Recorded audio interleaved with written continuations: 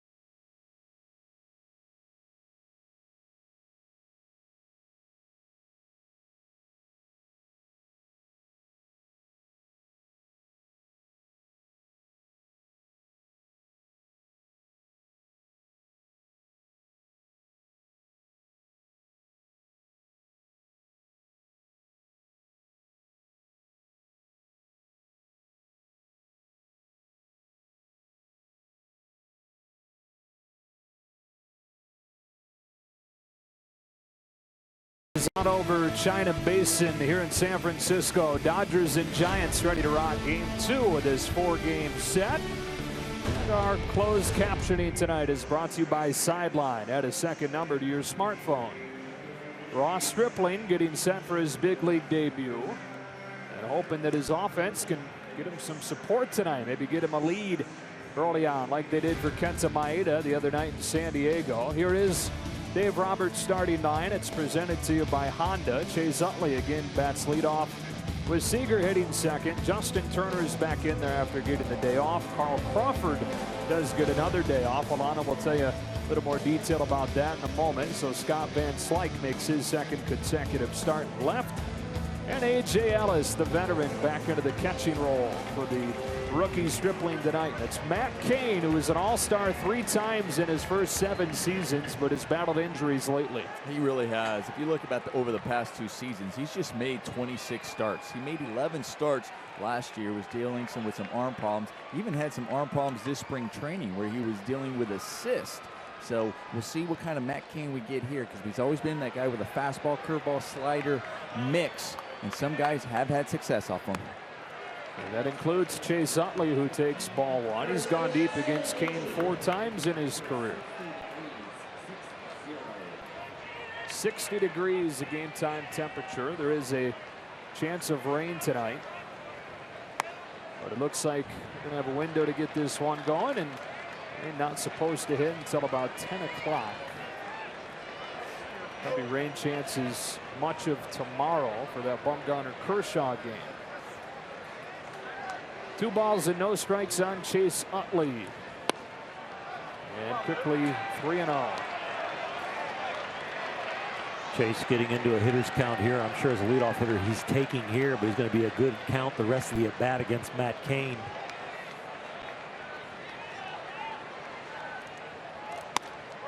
And it's a 4-pitch walk to start the game for Utley.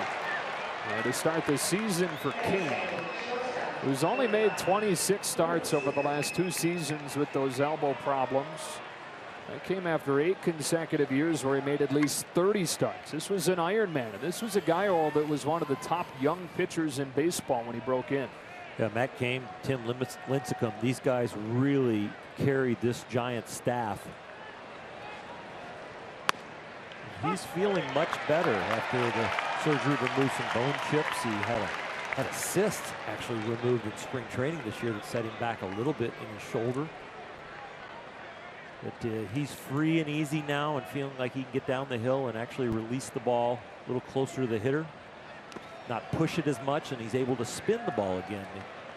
When he had those chips in his elbow and the problems with his elbow, he could barely even straighten his arm, and he was pitching with it. But now he can actually straighten that arm again, and he feels like the stuff is starting to come back. Yeah, the surgery to remove those bone chips in 2014. Corey Seager fouls one off. 1 ball, 2 strikes. He said, though, that he had been dealing with the bone chips in his elbow, pitching through it for about a decade. And it got to the point 2 years ago where he just couldn't take it anymore. Had the surgery and had some more elbow problems unrelated to the surgery in his forearm early on last year, so didn't debut in 2015 until July. Seager jams it foul, and it stays 1-2. If you look into any pitcher's arm, you're going to find something that's wrong with it. It's just, is the pitcher pitching in no pain, or does he have pain and we can see the things that are wrong with it, and can he deal with it? Can you do therapy with a starter in between starts to keep getting him to run out there the hill? And I'm sure he went through a lot of therapy even when he was pitching well and in no pain, just to get back out on the field.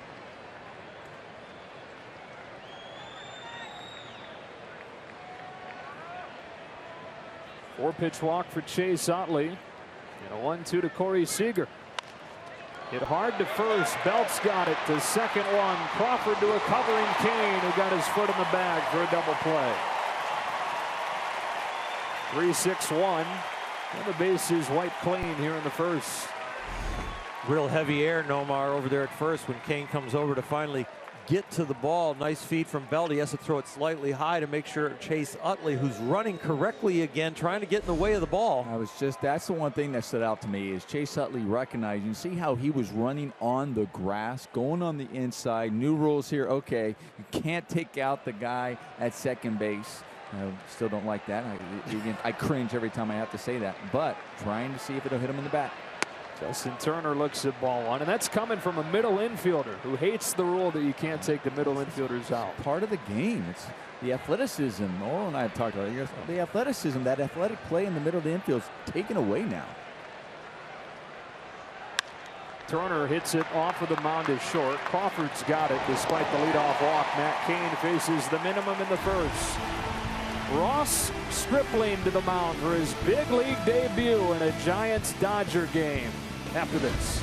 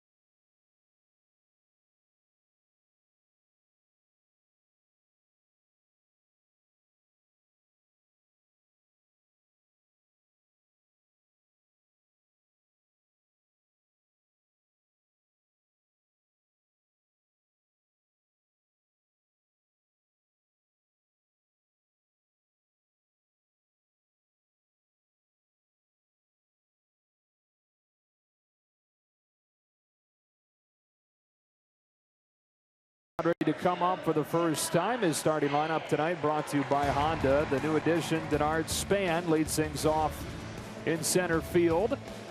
Joe Panik at second. Then it's Hunter Pence. Middle third of that order. Belt, Duffy, and Crawford.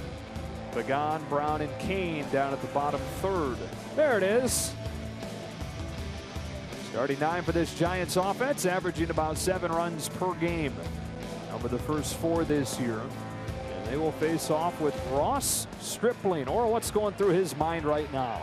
I watched him warm up, and not a lot of balls were going where AJ is setting up. So I'm sure the butterflies are there. He's got to get them to fly in formation and make it go into that baseball to locate it. You're going to feel like overthrowing, and harder is always better when you get into these situations, but he's got to really concentrate on location. At his first big league pitch, a fastball poured in at 91, strike one. Butterflies fly in formation. You just don't want them flying everywhere. You got to get them flying in formation, going right down the tunnel. Span turns around a fastball to center. Jock Peterson is there. This big ball yard swallows it up for the first out. Ross Stripling flew to Los Angeles during the Freeway Series last week. He didn't actually go to LA with the team when they broke camp, but then got the call that he needed to go there. Still didn't know exactly why. They told him they weren't sure who the 5 starter would be. Well, the first person that he saw when he got to the ballpark was Dave Roberts. Dave said, "Why don't you come in my office?" Rick Honeycutt was in there. A couple of members of the front office were in there. And they soon let him know that he would be the number 5 starter. Dave Roberts said to him, "This is my first time doing this as a Dodger manager." And Ross looked at him with a smile and said, "This is my first time too, being in one of these meetings." 1 ball, 1 strike on Joe Panik. I loved his interviews when he was with the media talking about that. When he got the call and telling the story. I mean, the smile was from ear to ear.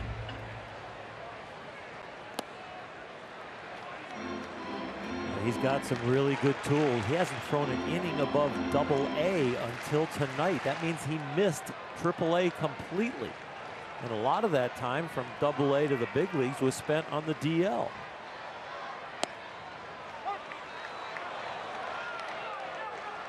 Tommy John surgery almost 2 years to the day that he found out he would make his big league debut back in 2014. Missed the next year and a half rehabbing. Returned last June to make 14 starts, mostly at the Double-A level, like you mentioned, Doyle. Tap back to the mound. Stripling flips to Gonzalez. 2 away. Had to put away 21 tickets for friends and family coming to his big league debut tonight. You see his fiancee Shelby. Her family is here. His parents, Hayes and Tammy, are here as well. And they are probably, now that this game's gotten going, the most nervous Striplings in the house.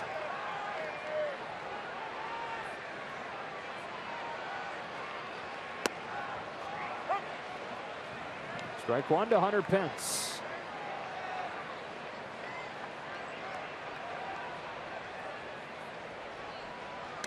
There's that big breaking ball, which is known as his best pitch. He's got a 12-6 breaking ball, and he really takes a lot of speed off it. It goes down to about 76, 77 miles an hour. It's a spike curve. He didn't pitch until he was 18 years old. And he said he didn't know what a spike curve was until somebody came up to him and said, hey, you should throw a spike curve. And so he learned it. And it's a big part of the reason why he's making his big league debut. Here's a 26-year-old in San Francisco, 2-2.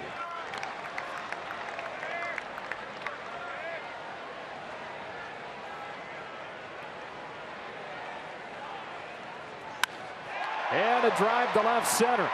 Off of the bat of Hunter Pence. Run down and pulled in by Van Slyke. Boy, out in the same direction that Pence hit his grand slam yesterday. But it's Van Slyke to track it down on the warning track.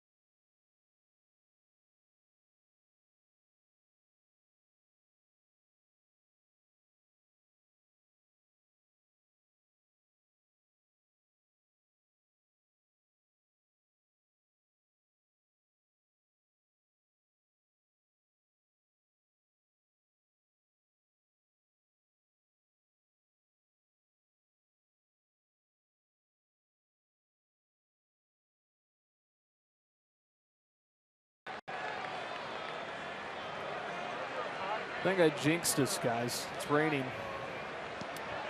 No, it was coming. Yeah. Middle third of the Dodger order against Matt Cain. There's strike one to Adrian Gonzalez. And in the middle part of this Dodger order, with Gonzalez and then Puig, these guys have been locked in to begin the season. Both of them have reached base in 11 of their first 18 plate appearances. And a shot off the end of the bat down the left field line, foul, 0-2. No, Mar, you've had streaks like that. got to feel really good to step into the box.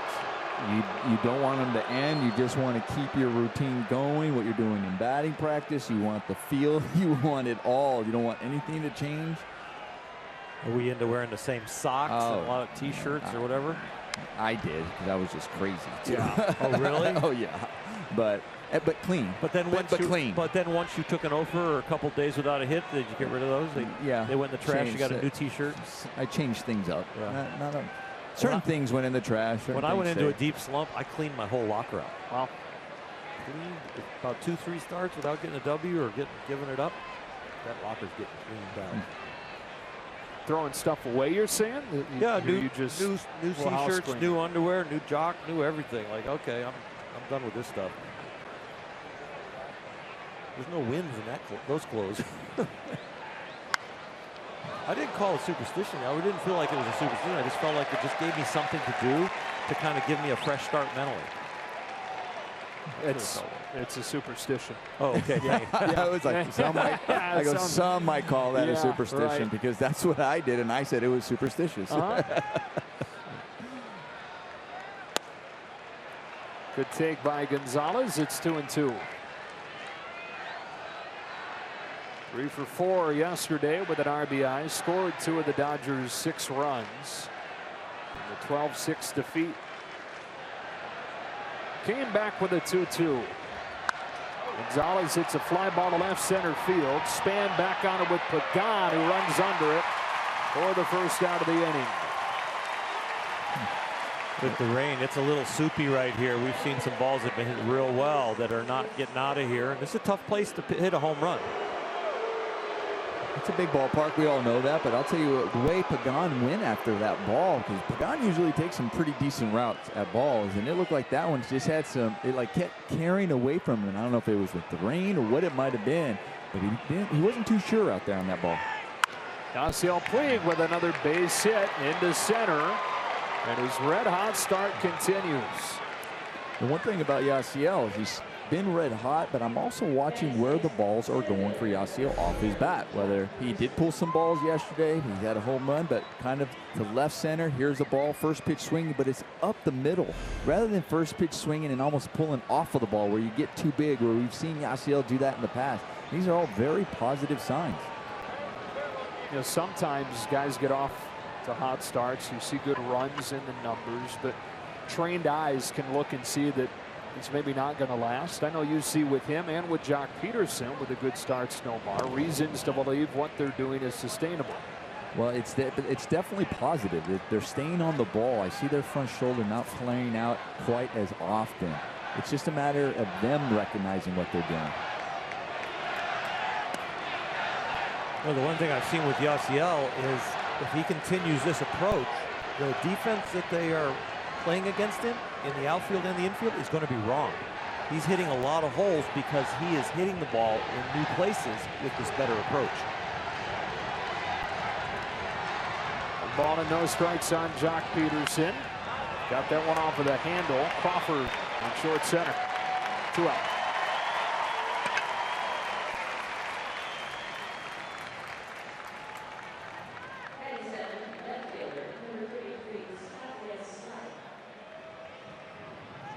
Second straight start for Scott Van Slyke, who had an RBI double in yesterday's game for his first hit of the season. That's with the man at first, 2 gone and a scoreless second.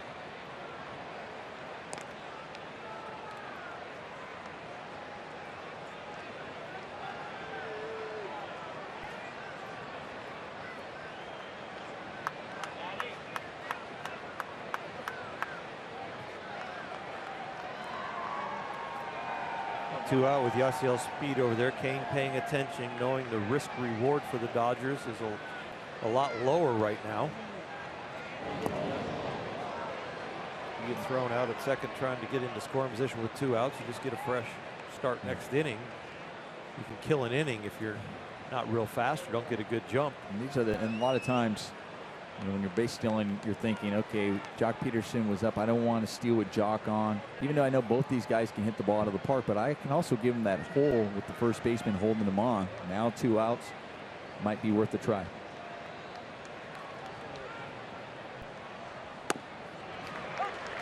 That's a strike. It's the second straight start for Van Slyke. Alana Rizzo, you have more on why. Well, Carl Crawford has been dealing with a muscular back issue, guys, basically since the middle of spring training until about the end of spring training, and they were giving him days off in spring as best that they could. They're trying to keep this issue at bay. Dave Roberts did say he could come in a pinch hit situation if need be, but you will not see him out there defensively. And it's just another issue with Carl's back that he's been dealing with for quite some time.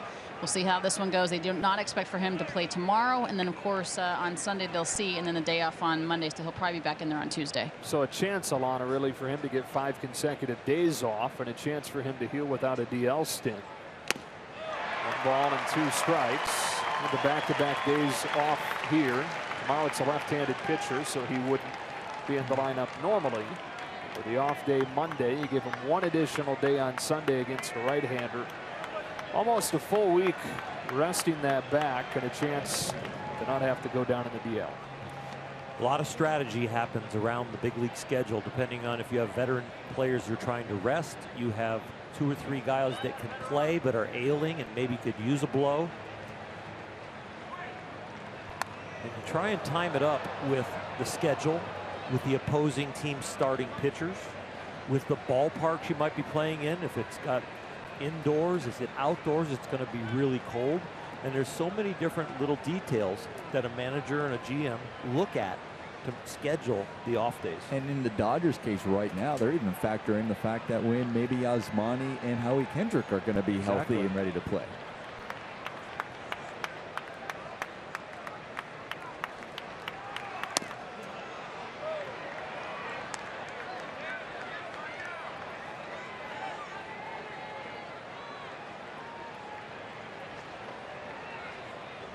A.J. Ellis due up next in a scoreless second inning.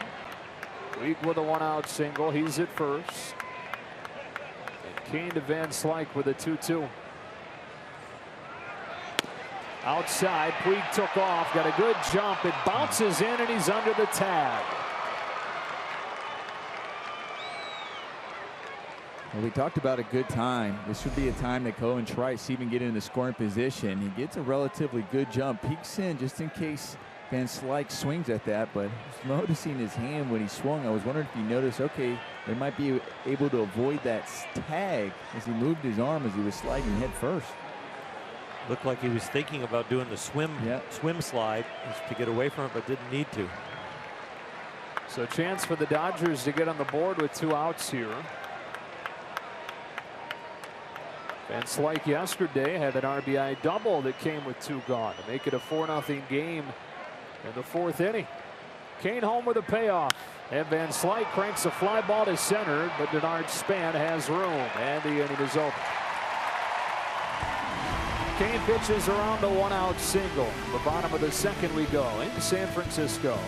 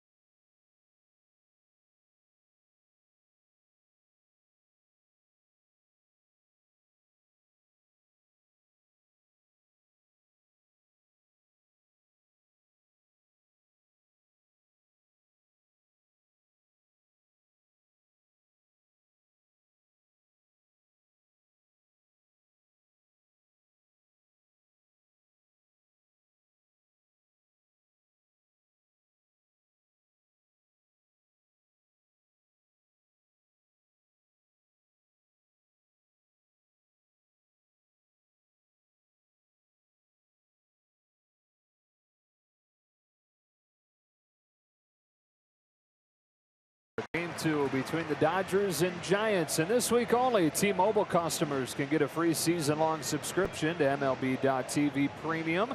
Go to T-Mobile.com/MLB to sign up now and catch every moment on America's fastest-growing LTE network.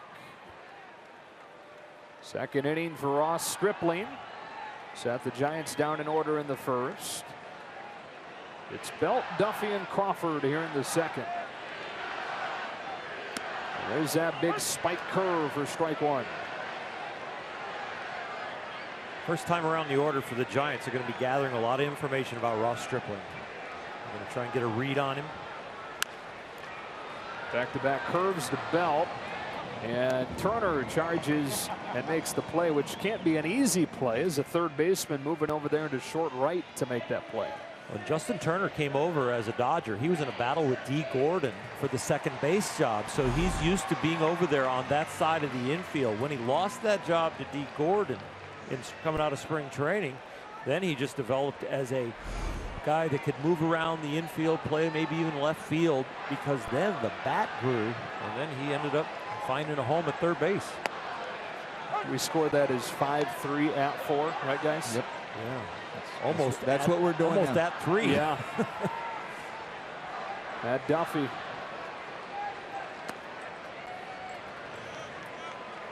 And you'll see that a lot. You often see now the third baseman playing over there as compared to just everybody moving over there. Almost one guy out of position as compared to getting 2 out of position with the shortstop moving on that side. And then we've seen that even on teams already, that some of those third basemen have played second base as well. So in the case of Justin Turner, as you mentioned, it's not unfamiliar. 2-2 on Duffy. 2 for 5 in yesterday's game. The Giants scoring 12 runs on 17 hits yesterday. It's the second time in their first 4 games they've played at 12, and it's the first time since 1884 that they've done that. That is 12 runs in a game twice over the first 4. They weren't even the Giants then. They were the New York Gothams. How cool is that name? 1884. Duffy with a shot to right. Puig charges on, lays out and makes the catch. Yasiel Puig steals a base hit from Duffy.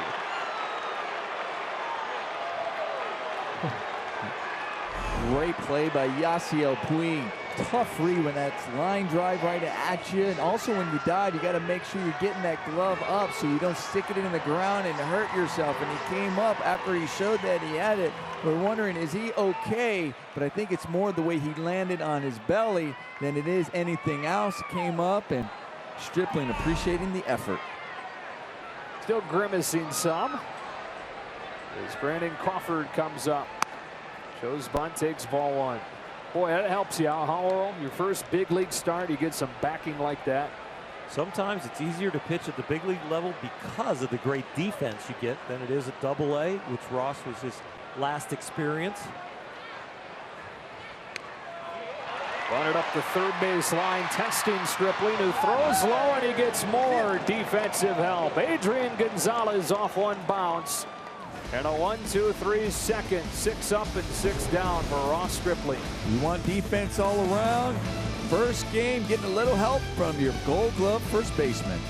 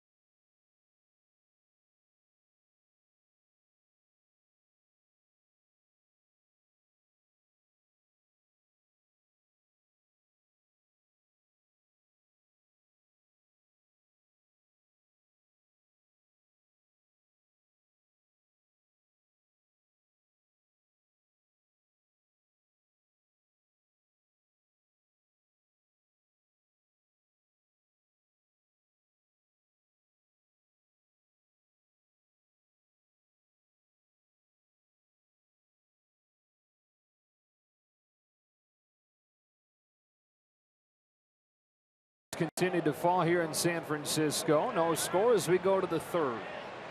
And A.J. Ellis leads it off against Matt Cain, who pours in a fastball strike. We talk about the great defense Ross Stripling's getting so far to help him out in his big league debut. How about having a guy like A.J. Ellis to catch your big league debut? Well, if you can locate, A.J. knows where you need to throw the ball, and he can adjust with you as your stuff changes throughout the game, which it does. One inning you might have your curveball, another inning you might have your slider. And very calming to know that your catcher is so prepared, not only mentally, but emotionally. And A.J. is really good at jockeying guys through a game. Leading off this third inning by striking out, taking one of the knees, one away. You had Steve Yeager for your big league debut, right? Yeah, Steve Yeager was behind the plate, and then consistently Steve was near the end of his career, as we see Ross's family up there watching him in his first big league at bat. Mom cheering, the others looked a little nervous. Most of the time I had Mike Scioscia, who was outstanding, and Steve was outstanding too, just wasn't around as long as he was nearing the end. Stripling drives one in the air to center. Stan moves over and makes the play. Stripling can hit some, and the minors was 6 for 22. It's a pretty darn good average. Limited at bats. I think his family's just happy that he put it in play, judging by that reaction. Well, just think about all the reps he got as a hitter too, because he said he didn't start pitching until he was 18. Right. So here he is, 26 in his big league debut. He's been on the DL because of the Tommy John surgery. So I'm sure the bat is very familiar to him. Second time through the order now. Here's Chase Utley, who drew a 4-pitch walk to open the game. So what you're saying, he hasn't had enough time to lose that athleticism? Oh, yeah. I wish we had a booth cam right now, because I could say some things in a sarcastic manner and you could see my face, but I'm going to hold my tongue. Yeah, it's harder to read the sarcasm when you can't peek in here and see us shoving each other. I felt bad the other night, guys. I said something sarcastic. I'm like, the people at home didn't get that one. That sounded really arrogant. Breaking ball snapped off for a strike. Utley's down 1-2.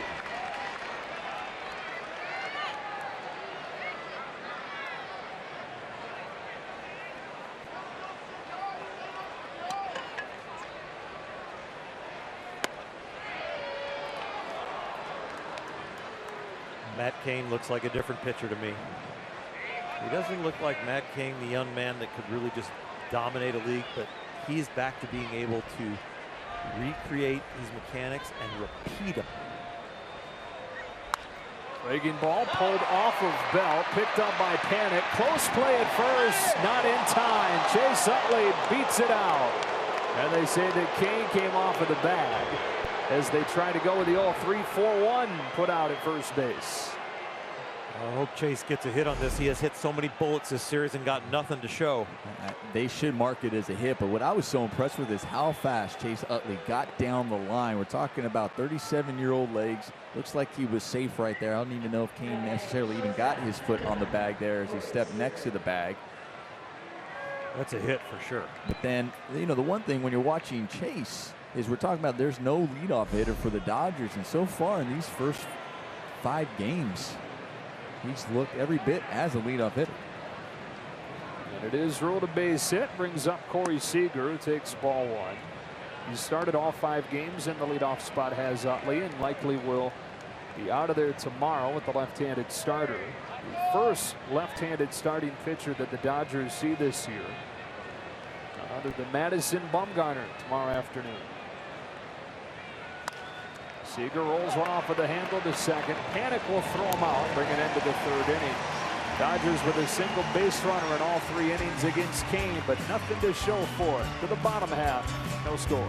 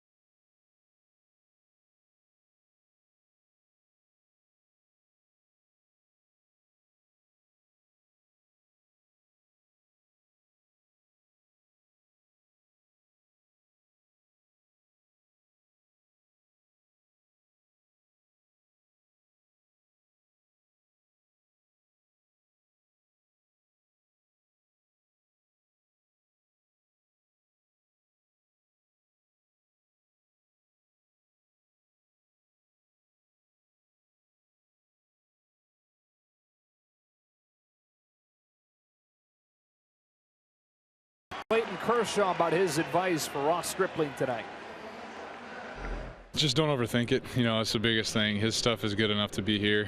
He's a very talented guy, and I know he's going to be amped up and excited, but don't overthink these guys. These hitters can get out just like everybody else, so just make your pitches, throw strikes, and have a little fun. And guys, Clayton Kershaw added that he really doesn't remember his debut. He joked that he blacked out because he was so nervous, and he said, you know what, if you're not nervous, it really doesn't matter to you guys. Or how long did it take your nerves to go away in that first start? Well, the first start came in '84, but my first time in the big leagues was September of '83. So I had the month of September, and then I was named to the playoff roster that year. Didn't get in, and then made the team in '84 out and was a reliever doing terribly. And then we went to New York, and Rick Honeycutt and Jerry Royce got hurt out of the rotation. They needed a starter. I walked into the ballpark on a Saturday day game, getting off the team bus, and I saw a ball on my stool in Shea Stadium. I'm like, I'm a young guy. I'll probably get shipped down to AAA soon. My ERA so bad. What's a ball doing on my stool? Who wants my autograph? Well, Tommy Lasorda put the ball there, and he was waiting at his manager's office watching me come in. I picked the ball up. Down in the air to center. Peterson. It's an awkward catch for the first out of the inning. I picked the ball up, and Tommy said, "You're in there today, kid. It's your start." And yeah, I went 7 innings, a shutout ball in Shea Stadium, and I was fortunate to never leave the rotation for 10 years. And all just, everything kind of just clicked. I mean, I think my ERA was like 6 in the bullpen. Yeah. And all of a sudden I got to start and figured it out. Trevor Brown now. 7 up, 7 down in Ross Stripling's major league debut. He pours in a fastball for strike 1. Little different for a position player in his debut, just as far as you have a little more time to think about, right? I mean, as a pitcher, you get out there and you're going. You have the ball in your hand as a pitcher. Yeah. And then, I mean, I remember my first ground ball. I mean, I got in there in the 8th inning, just like 1 inning, got 1 at bat, but my first ground ball bobbled it. And I was actually at second base. Got the out though, but I bobbled it. The nerves were coming through your body. Wow. And here's the first strikeout. That's where they're getting the ball. AJ Ellis didn't even bother throwing it around. I was like, here, throw that in real quick, and now we'll throw it around. So Trevor Brown, the first strikeout victim, and it comes on that curve. There's curveball right there. The spike curve is where you're really throwing it with your middle finger, and you're spiking up and bending your index finger up to kind of get it out of the way. It makes it a lot easier to spin the ball, but at times it can make it harder to control the ball. Strike to Matt Cain. He joked around during that media session you were referencing, Nomar. He talked to the press after he was named the 5th starter the other day. Somebody asked him to show his grip for the spike curve, and he said, well, I would show you, but I can't because it involves me lifting my middle finger. So he wouldn't even show him the grip because he was afraid of offending people with it. I could see I think that. they would have understood. Yeah. The kids at home that are like looking at their dad now, can I try that spike curve? Yeah. Let's just wait on that until our arms are developed. And he strikes out Cain with a fastball once through the order, and not a single base runner for a Giants team that scored 12 runs yesterday.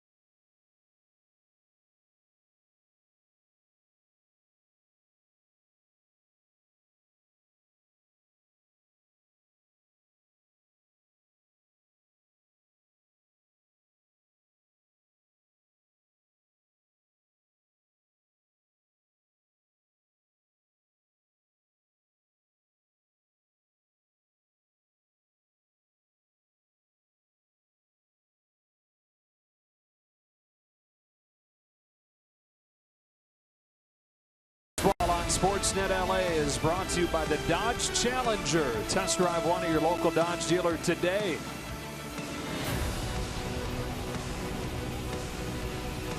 Nine up, 9 down for Ross Stripling in his big league debut. Striking out Trevor Brown and Matt Cain to finish the 3rd. Dodgers trying to get him some support. Turner, Gonzalez, and Puig coming up against Cain here in the 4th inning. Turner grounded out to short his first time after getting yesterday off. Easing him back in after that microfracture surgery on his left knee. Late October last year. Didn't make his spring debut until midway through March. Dave Roberts buying off days for him and some of the other veterans where he can.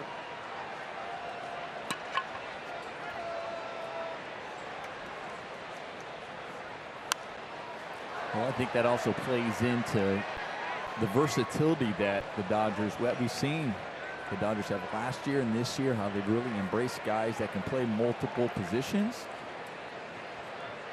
And we see Dave Roberts enjoying that as well. He talked about going into the season that he really has to figure out to get guys rest. That's part of the benefit of having the amount of depth that they have.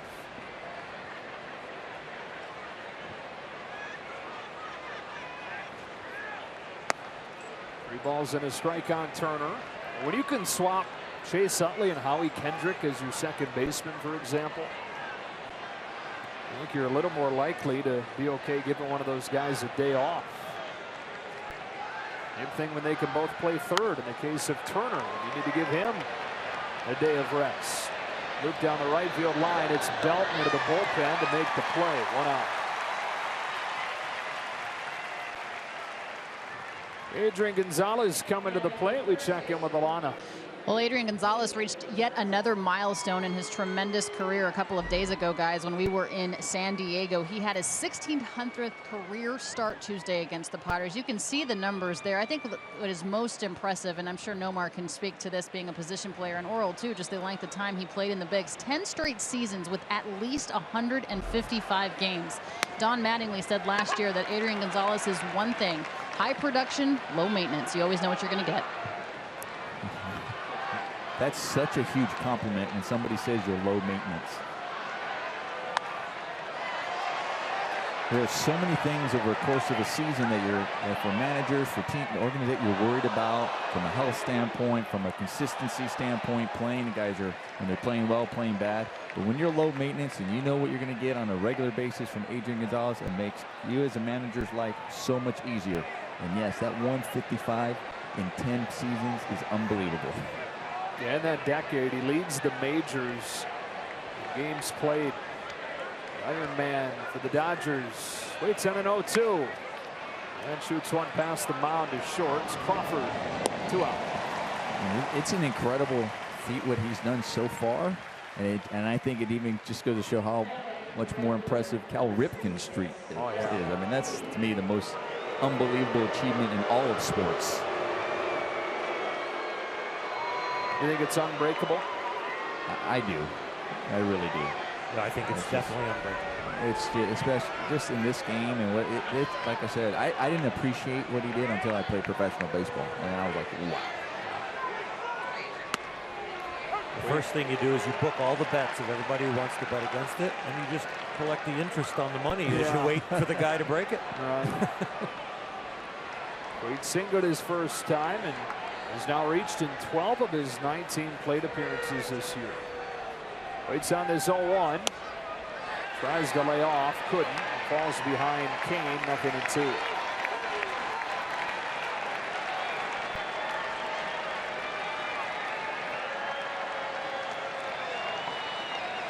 Early pitchers duel going in San Francisco.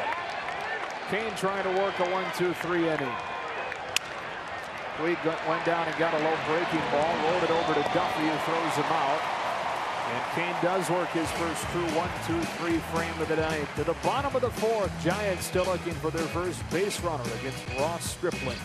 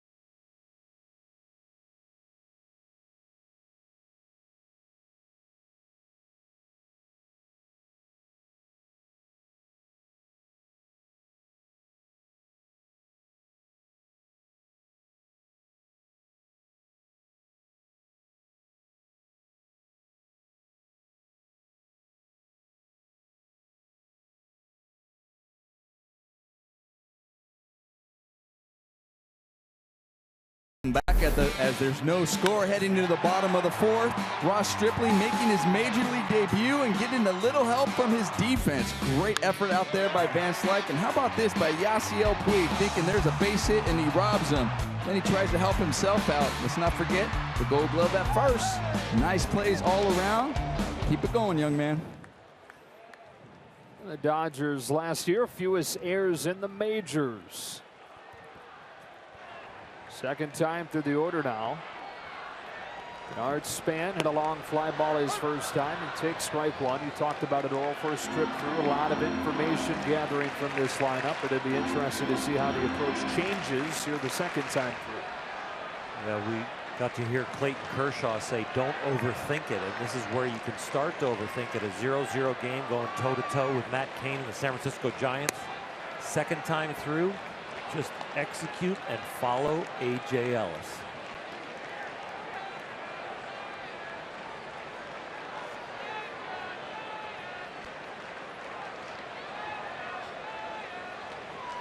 A.J. sends over the outer half. And he swings and foul tips it. 1 ball, 2 strikes. Just thinking here at game 5, and very similar because we don't know what he has, and we're all on our heels, just like we did with Kenta Maeda. 2 guys making their major league debut.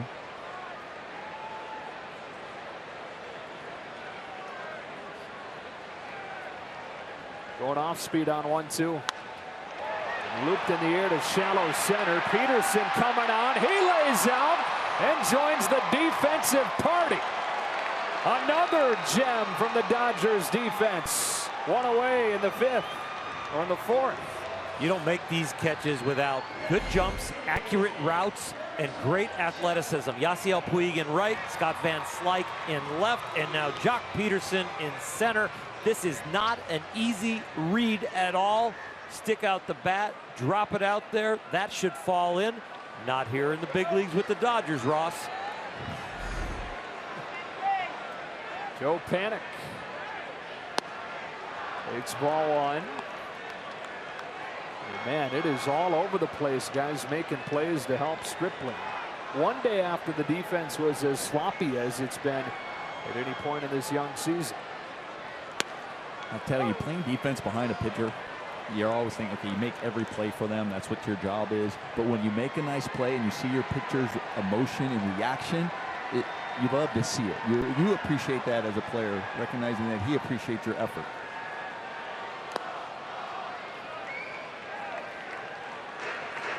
How about when you were playing defense behind a guy like Stripling, making a first-time start? Was there added motivation to help the kid? Absolutely.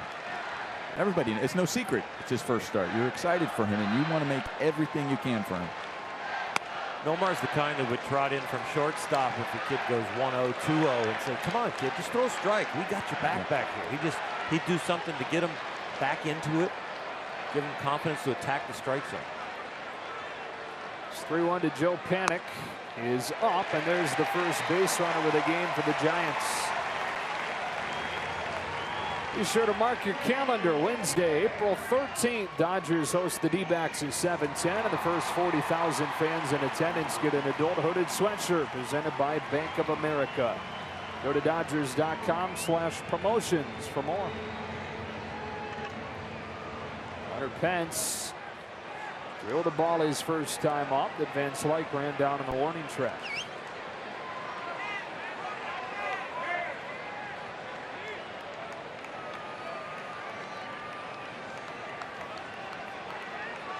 So much going on in that batter's box with Pence. Nomar can relate. What are you talking about? Pence has got his feet working the way you had your gloves. It was just my gloves and my toes. I was just tightening my gloves and tapping my toes. I'll tell you what, I'm surprised you're not a dancer. You haven't seen me.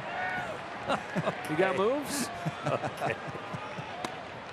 No, but he hasn't seen me. Right. He doesn't know that. I'm a little past the clubbing days.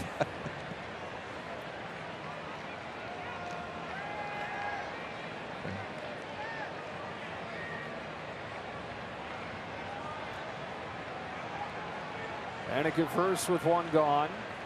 Stripling's 1-1. Curve slip, 2-1. See, with all those moves by Hunter Pence, it doesn't matter. You know, he's just a gamer. Like, he's just, the moves are like, he's attacking the batter's box, he's gripping that bat, just one glove on, he's ready to just attack the ball. Primal. Gets after it. Careful with this pitch. Was, and it's 3-1. You know, for Hunter, Pence, you look at him, it's not about looking pretty in there, it's about getting the job done. It's about, listen, I don't care what you think. I'm going to go out there, I'm going to beat you. That's his mentality. Acquired by the Giants at the deadline in 2012 after 4.5 years with Houston and a year with the Phillies. It takes ball 4. That's back-to-back one-out walks here in the 4th. This is where Ross has got to really zero in on AJ. Good visit by AJ to get out there and focus him in. It's one thing to have the nerves at the beginning of the game. It's another thing to be in a pitcher's duel. And now the nerves can creep back because you have something to lose.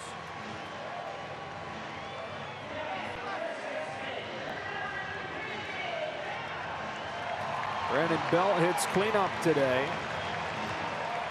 Benson, Belt, and Duffy all sliding up his spot in the order. Buster Posey getting the day off. Played the left-handed hitter to pull. Ellis sets away. Strike 1. Started him with a change. Well, that was an outstanding changeup for one that's in development and the scouts haven't graded too high yet. That was a big league pitch. First and second, 1 out. Fastball, dead fastball hitter. AJ, a very nice veteran catcher, calling off speed on the first pitch. See what he calls on an 0-1. Fastball, low and outside. Count evens up. I'm looking at the defense right now. When you have the playing him the pull, so it's a double play. You're looking for that double play situation. But if it happens to get hit to third, the guy who covers second is not going to be your second baseman. It's going to have to be your shortstop, Corey Seager, at a different angle.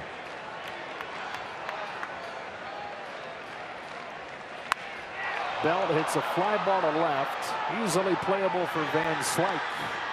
2 away. And those are things, you know, with the proliferation of the shift, Nomar, that are having to be worked on during spring training as you get going into the season that I'm sure you didn't have to deal with when you were playing. Not quite as much. There were an occasion, there were guys you're going to have to shift, but when they happened, you were all out of sorts. It's funny, before that pitch was thrown, before that at bat, there was a lot of talking going on between Chase and Corey to Justin Turner. And also the whole infield was in communication, say, okay, where am I positioning myself and who has what ball when it's hit to you? It's Duffy with 2 outs. And he looks at that curve, strike 1. Duffy was one of the best hitters in baseball in these situations as a rookie last year. Hit .366 with runners in scoring position.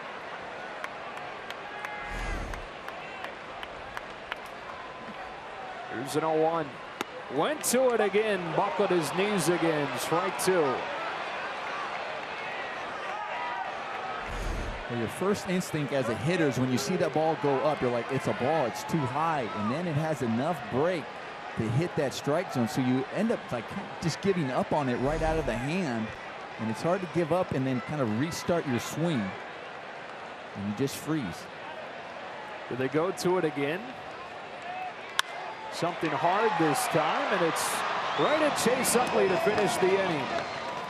Stripling and Ellis together help the Dodgers get around a pair of one-out walks, and it stays scoreless after 4.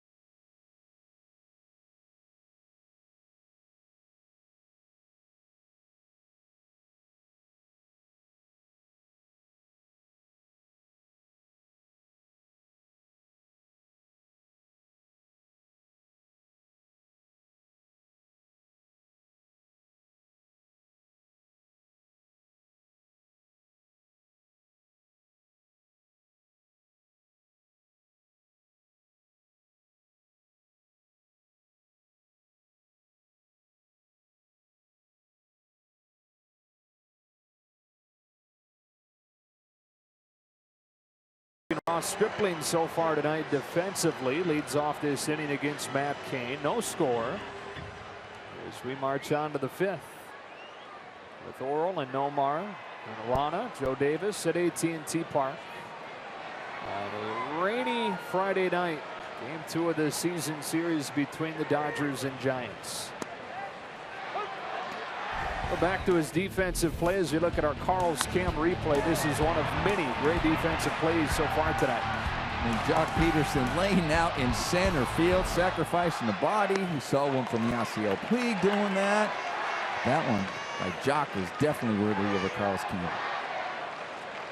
I think we did a Carl's Cam replay on his home run yesterday, which traveled more than 440 feet. His first of the season. Only Nelson Cruz over the last 2 years has hit more home runs 440 feet or longer.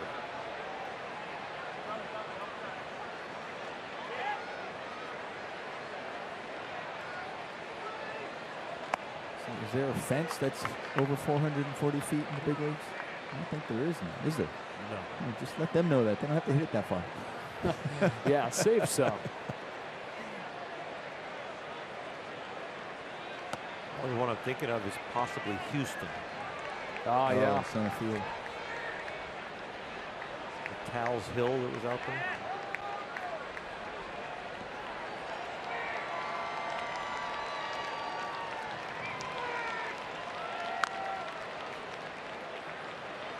His home run from yesterday brought the Dodgers back to within a run in the late innings. No doubt shot into the deepest part of the park, 442 feet.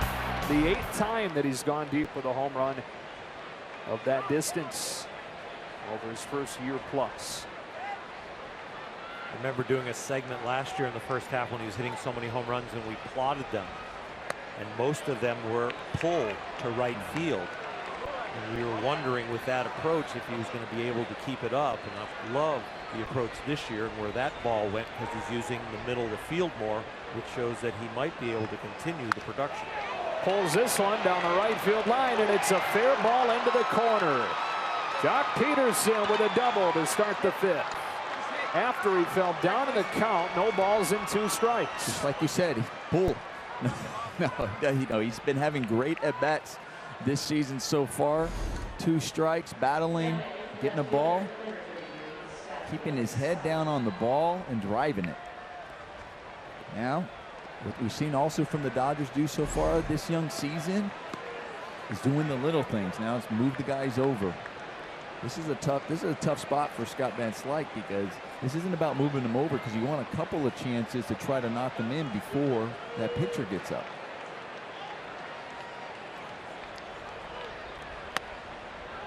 This is with ball 1. And the reason I say it's tough, because you have to make your decision here. Am I thinking about going to right field right now, or do I just maybe whatever pitch I can handle to drive them in, even if I have to pull it?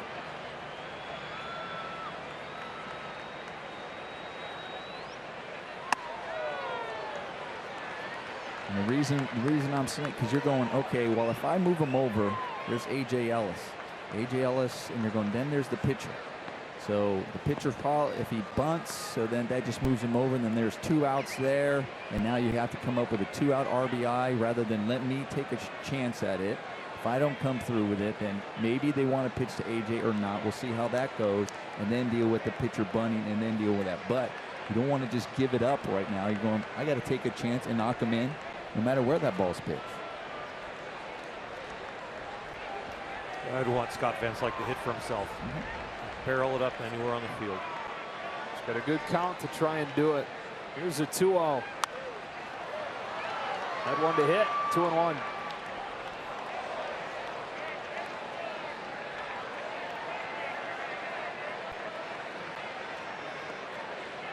Matt Cain, who has faced the Dodgers 30 times in his career, only has 5 wins though. Hasn't beaten the Dodgers in almost 3 years. His 2-1 pitch is lashed in the air to left center.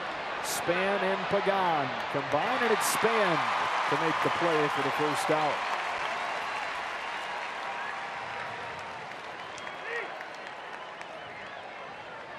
McCain missing time with the elbow problems the last 2 seasons. Hasn't even faced the Dodgers since 2014.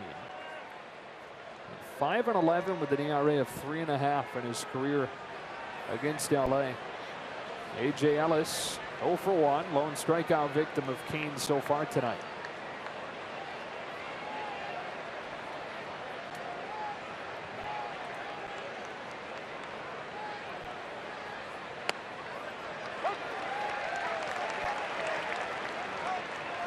AJ's trying to reach base right here. Yeah, he's trying to drive in the run, but just to reach base might give Chase Utley an opportunity at the top of the order after Ross Stripling.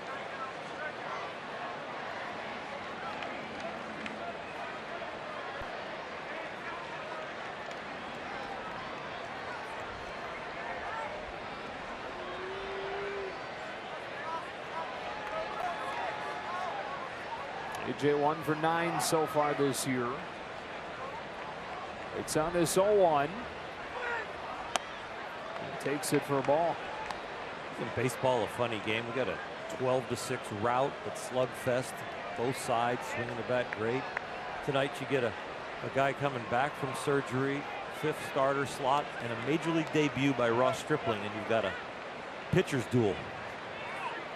Yeah, between your 2 5 starters. Comes a 1-1. A little bit low. Good take from AJ. Jumps ahead of the count on a big swing pitch.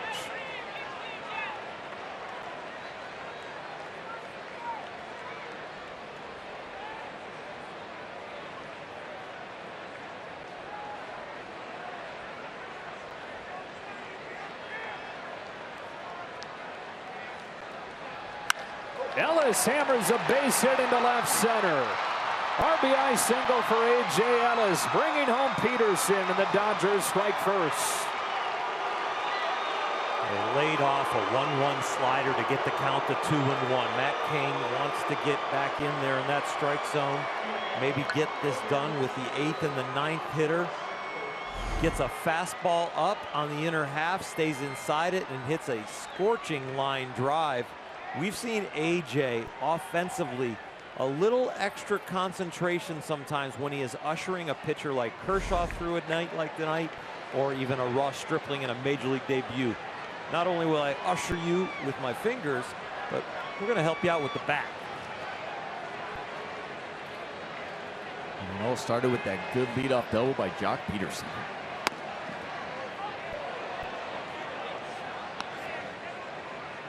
So now Stripling's up there to sacrifice. He'll have a quick word with Chris Woodward. Be going over some signs. And he might be telling him also where the defense is pitching him right there at third. Just let's try and get the bunt towards the pitcher or first base. Just deaden it out there. Duffy way out of the grass at third. Stripling bunts it up the first base line, foul. Great job with the bunt. Just don't be so fine with making sure it's right down the first base line.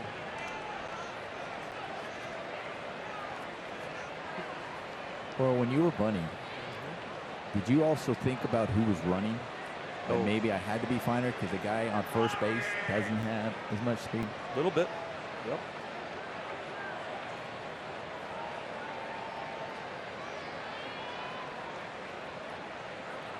And that just comes into what technique you're going to use. You know, or do I just need to deaden it out there 10 feet anywhere? It doesn't matter if it's third, pitcher, or first, or do I really need to get the right angle too? Pulls it back, swings away, strike 2. Well, that shows you what they think about of his ability to handle the bat right there. Dave Roberts has seen him in the cage. He's seen him being able to do that. You don't cut somebody loose like that unless you have seen a lot of examples of them being able to make contact.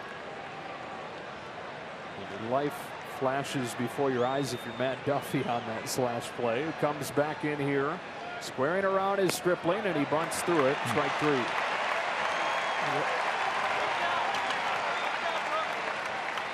You can guarantee your tickets to opening day with the Dodgers mini plan. Choose from great promotional games. Go to Dodgers.com/mini plans for more. So they do get around to Chase Utley, but it's with Ellis still anchored to first. The Dodgers in front 1-0 here in the 5th. Utley's reached both times. A walk in the first, a single in the third.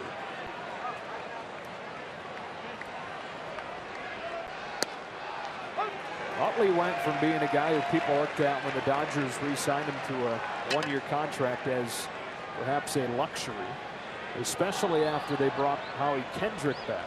With the injury to Howie Kendrick, Utley thrown into the everyday role to begin the season, and not just that, but the leadoff role, and he's excelled. So now when Kendrick comes back next week, Dave Roberts with an additional bit of juggling to do. It's a good problem to have. And as Davis said, these things have a tendency to work themselves out.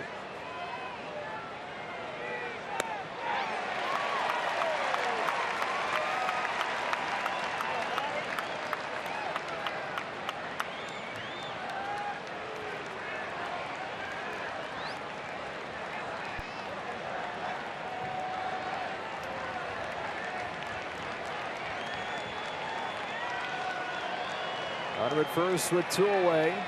Kane to Utley with a 1-2. Line drive, base hit into center. Ellis up to second. It's a shame that Stripling wasn't able to advance him. And 2 on with 2 out brings up Seager. Nice at bat by Chase Utley. We've been talking about just this offense. How they're not pulling off the ball. They are staying on it. They're driving it back up the middle. I mean, of the 13 hits from yesterday's game that the Dodgers had, 8 of them were either up the middle or to the opposite field. Corey Seager had one of those hits yesterday. He's 0 for 2 today.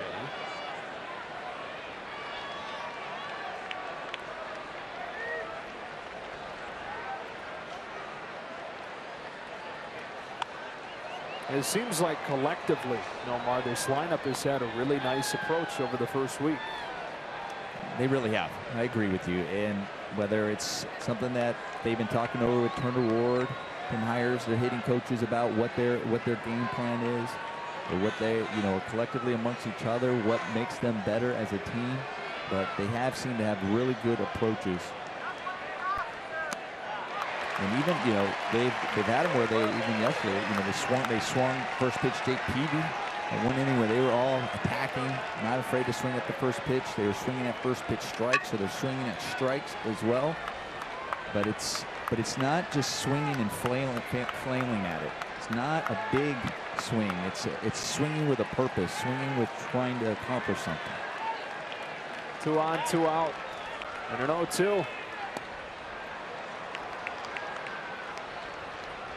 Matt Cain on the mound is now at 79 pitches. The most he threw in spring training was 88. He's the 4th hitter next inning. So Corey can get a hit here, driving another run. You might see their bullpen get some activity. Maybe a double switch if the inning continues. If not, you probably will see Cain get pinch hit for next inning. Seager pulls one over second, a base hit. Pence up with it. Ellis coming for the plate. He'll score standing on an RBI base hit from Corey Seager, and it's 2-0 Dodgers. 2 out RBIs, Nomar. Break a team's soul. Don't we love them? They're fantastic. As a starting pitcher, Ross Stripling in there, throwing zeros up. Watches his catcher get a base hit, drive in a run. Now he gets to see his catcher score on a base hit by his shortstop, and it just keep it moving, keep the door rolling, and just score the runs. That's all part of that approach, Noam. Contact, good at bats. A good reaction from that dugout. Yasiel Puig leading the cheers over the first base Dodger dugout on Seager's base hit. Dave Righetti, after a quick visit, back into that third base dugout. And now Matt Cain has to face the Dodgers 3-hitter Justin Turner, who's been One of the best hitters with runners in scoring position in baseball over the last handful of seasons. He and Howie Kendrick, really the only bright spots last year for the Dodgers in that category. Turner hits a fly ball to right. Easy play for Pence, but the Dodgers break the scoring seal with a couple of runs against Kane. Ellis with an RBI single. Seager with one of the same halfway home in San Francisco.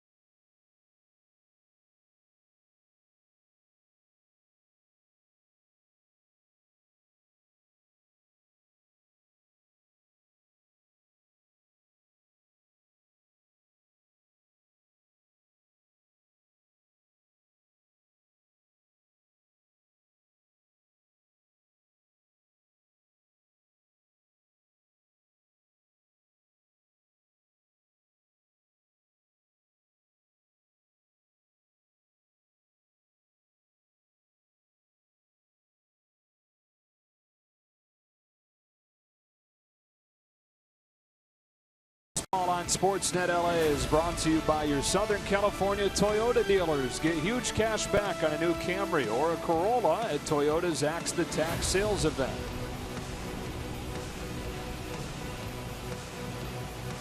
San Francisco still searching for its first hit against Ross Stripling in his big league debut. Ross has become the first Los Angeles Dodger starting pitcher in his debut game to throw 4 hitless innings to start that debut. Brandon Crawford takes ball 1. And he's doing it against the rival Giants. He is only the 4th Dodger ever to make his debut in a game at the Giants ballpark, whether that be in New York or here in San Francisco. A guy named Ed Appleton back in 1915 made his major league debut for Brooklyn at the New York Giants. Tossed a complete game win, although Appleton would only pitch a couple of years in the majors. It's a shiny debut for him. 2 balls and a strike on Crawford. Johnny Padres made his debut in 1953 at New York. Gave up 3 runs over 7 innings, but took the loss. And Hideo Nomo, 1995 at Candlestick Park. 5 shutout innings and a no decision. 2-2 on Crawford. The stage proving not to be too big for Ross Stripling. Somebody asked him last week, how do you feel about going and making your big league debut in San Francisco in front of more than 40,000? He cited his time at Texas A&M pitching in the College World Series as preparation for an environment like this. And a curveball hits softly back to him. 1 out. This is like going to Texas A&M on a campus visit when you're a high school senior and they assign an upperclassman and he happens to be named A.J. Ellis. And you just follow him around, you shadow him in classes, you follow him to baseball practice, you might even go to a party that night, but you follow him around no matter where he goes. You ask him what to do. Well, it keeps going the way it's going right now. It might be a little party tonight. Angel Pagan out of the 7 spot. Takes that curve for a strike. Speaking of visits, Ross Stripling has only been to this ballpark one time. It was while he was pitching for Rancho, Dodgers minor league affiliate. They bust here. The entire team did, to watch a Dodgers-Giants game. Pagan sends a fly ball to right center that Jack Peterson runs under for the second out. He said he remembers sitting at that game, the whole team decked out in Dodgers gear, so hearing it some from the Giants faithful, thinking to himself, can you imagine pitching in a Dodger-Giant game in this ballpark? Wonder if he could imagine 4 2/3 hitless innings pitching in this ballpark in his debut. When he did, he was probably sleeping. Yeah. Just like Kenta Maeda was when he hit his first home run, right? That had to be a dream. His big league life is a dream. My goodness, Trevor Brown. I still just love the silent treatment they gave Kenta. You know, he was just smiling about it as we have a look at that nice breaking ball by Stripling. Dave Roberts said he won't throw more than 100 pitches tonight. He's at 62 with 2 gone in the 5th and his 0-2. It's a pitch that he got Brown on Brown's first time. This time he lays off, ball 1. Over the top left-handed curveball Clayton Kershaw. Over the top right-handed 12-6 curveball Ross Stripling. Kind of resembles Clayton's. It's a little smaller, but the same kind of effect on a hitter where it looks like it's going to be way too high and then it drops down, or if it starts out level, it gets in the dirt in a hurry. 26-year-old out of Texas in his big league debut. Has 5 no-hit innings against the San Francisco Giants. And 21 members of his family, friends making the trip to take it all in.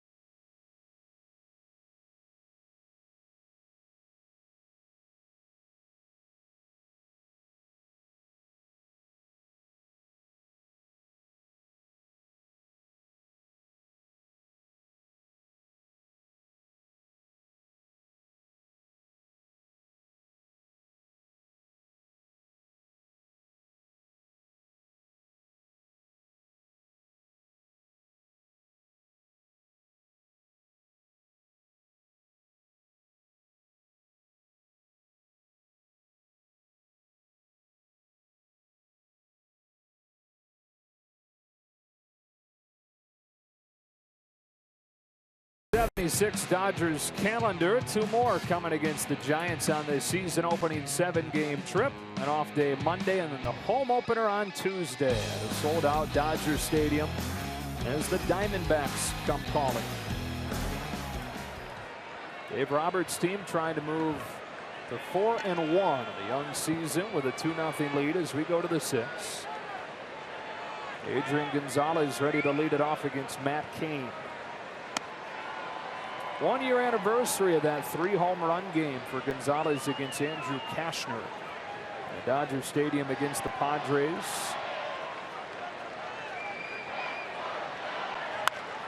Hard hit into the shift. Joe Panic from short right. Of course, last year, guys, he became the first guy ever to hit 5 home runs in his team's first 3 games. How about what Trevor Story is doing for the Rockies in his big league debut? 6 home runs now in the first 4 games of his career. He's thinking the big leagues is too easy. Yeah, right. What's the right? Where do I get called up from here? What's the next level? He showed that pop in spring training too. We cues it back to Kane, who knocked it down, picked it up, and threw him out. We busting up that line, 2 away. That's impressive. Impressive when you can make a comebacker to the pitcher. A close play at first base. That's hustling. That's where people say, oh, he's playing it right. He's getting down the line. You know what I like? There were no change of gears after he saw the ball get away. So the initial contact hits the pitcher's glove, and there was never like, oh, now I need to start trying. He was trying right out of the box. Strike one to Jock Peterson. Started last inning with a double and came in to score the game's first run on an A.J. Ellis base hit. Ellis would score on a Corey Seager 2-out single. 2 runs on 6 hits for the Dodgers. No runs on no hits for the Giants. Well, Stripling getting plenty of backing from his defense, and that has included Jock Peterson in center.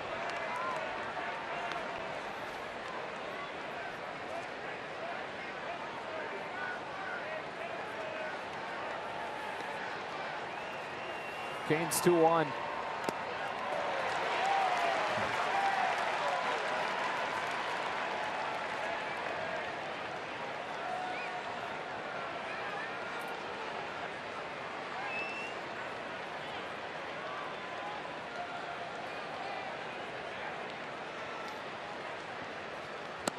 Dodgers go down in order in the 6th inning.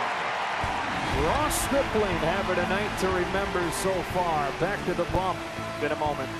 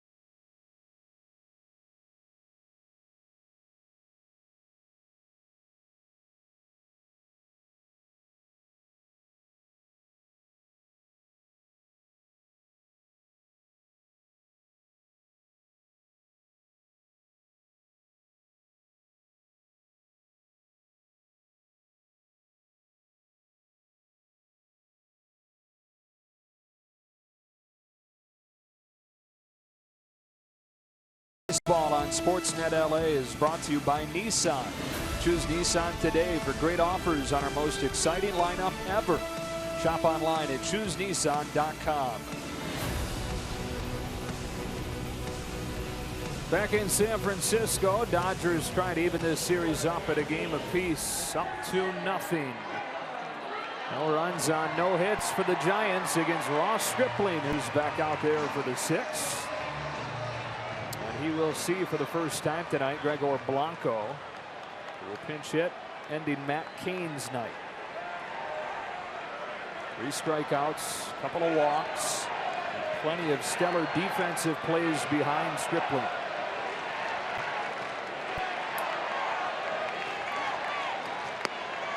Curveball, strike 1.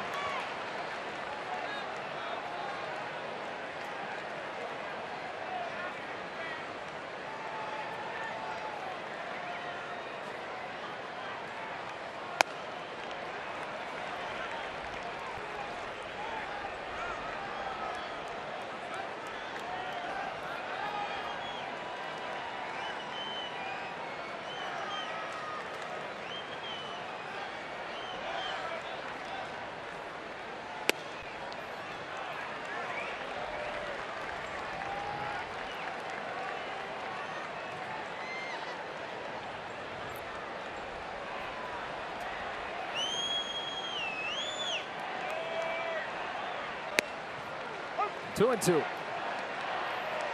That's the thing he's done really well. When he's fallen behind hitters tonight, he's been finding a way to get back into the count.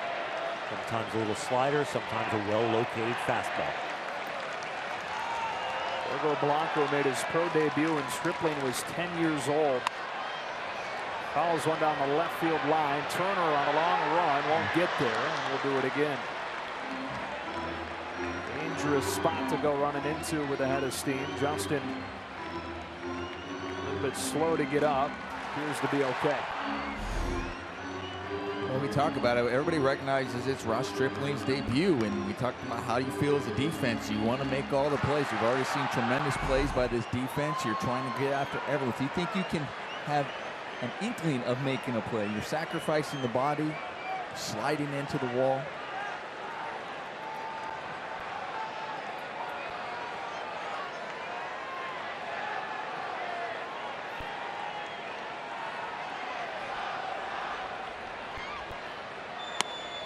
Struck him out. Not necessarily the pitch he was trying to throw, but it gets the job done. One away. Even when it's up, it's been sharp. And we've got a lineup that has not seen him pitch before. They don't really understand what he's going to go to. What is his real out pitch? He's shown the slider, he's shown the curveball in the dirt, and he's even shown some high curveballs like that. They kind of disappear. See Stripling shaking his head. Yeah. He knew. He goes, I got away with one. Third time through the order now, and he tails one into Denard Span. Strike one. Span twice. Has nearly gotten a hit. First time he crushed it to center field. Second time, diving play from Jock Peterson. The one thing you notice with Ross, if this is going to continue, is when A.J. Ellis sets up, he's not making mistakes near the middle of the plate. He's on the correct side of the plate in the correct lane with most of his pitches. Even right there, that's a good miss. Yes, did he miss up? Yes, but he was over by the edge, the outside part of the plate. So it's more of a minor correction to get a ball down, but be on the correct side of the plate. Like right there.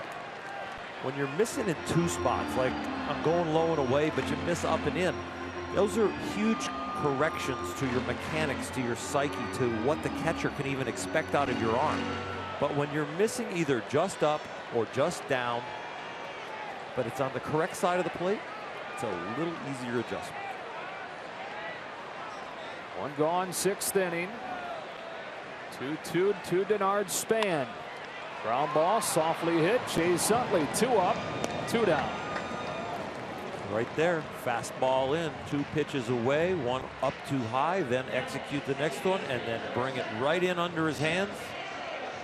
Hard to cover both sides of the plate. At this stage, with 2 outs in the 6th, you start to take a look at that pitch count, which is at 76.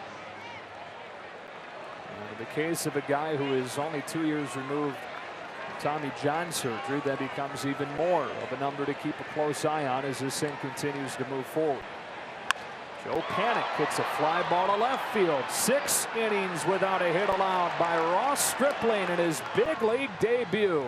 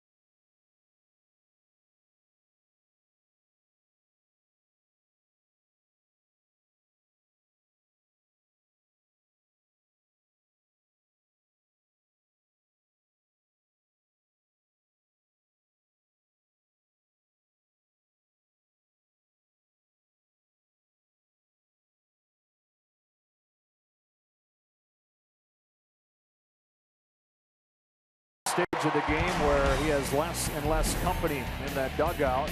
So take a look at the in-game box score brought to you by SoCal Honda. Runs being scored by Peterson and Ellis on base hits from Ellis and Seager. Both runs coming in the 5th. Dodgers out hitting the Giants 6-0.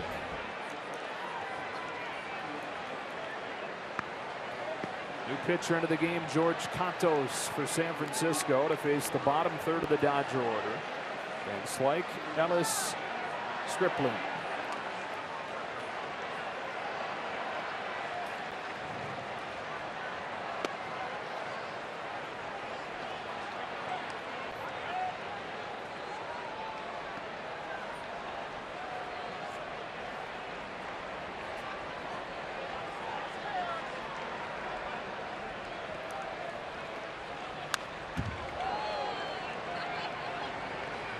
Third opening day roster for George Cantos. Started the year with the Giants in 2013, then again last year. Spending much of 2014 in the minors.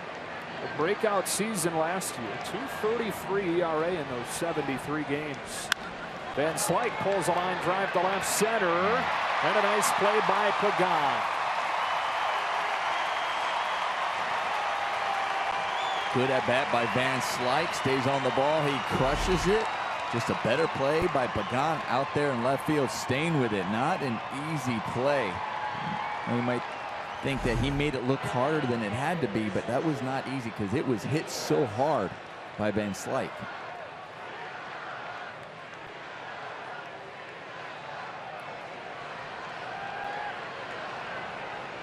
Ellis started scoring with a base hit in the 5th.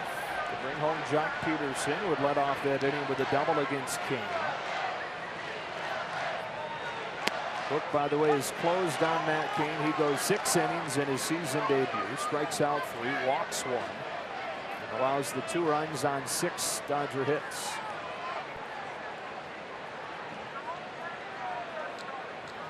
Cantos to Ellis with an 0-1 pitch. More impressive tonight than Ellis's base hit with the RBI and the run scored has been the way that he's masterfully handled that guy as his battery mate. Yeah, you're dealing with someone with nerves, with expectations, and once he starts to execute his pitches, you want to keep him in the groove.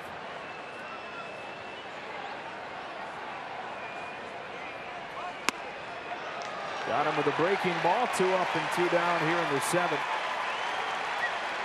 Be sure to head to Dodger Stadium Saturday, April 16th, game 2, when these two teams meet up next weekend. 6:10 start time. First 40,000 fans get a branded knit cap, compliments of coffee bean and tea leaf. For tickets, visit Dodgers.com/promotions. Stripling 0 for 2 at the plate today. The line drive his first time, then struck out trying to bunt. You're looking at a young man that missed the entire 2014 season because of Tommy John surgery, and then some of 2015 because of that rehab. He only made 14 starts between Single-A and Double-A in 2015, going 3-6 with a 3.66 ERA, but now in his major league debut has not given up a hit.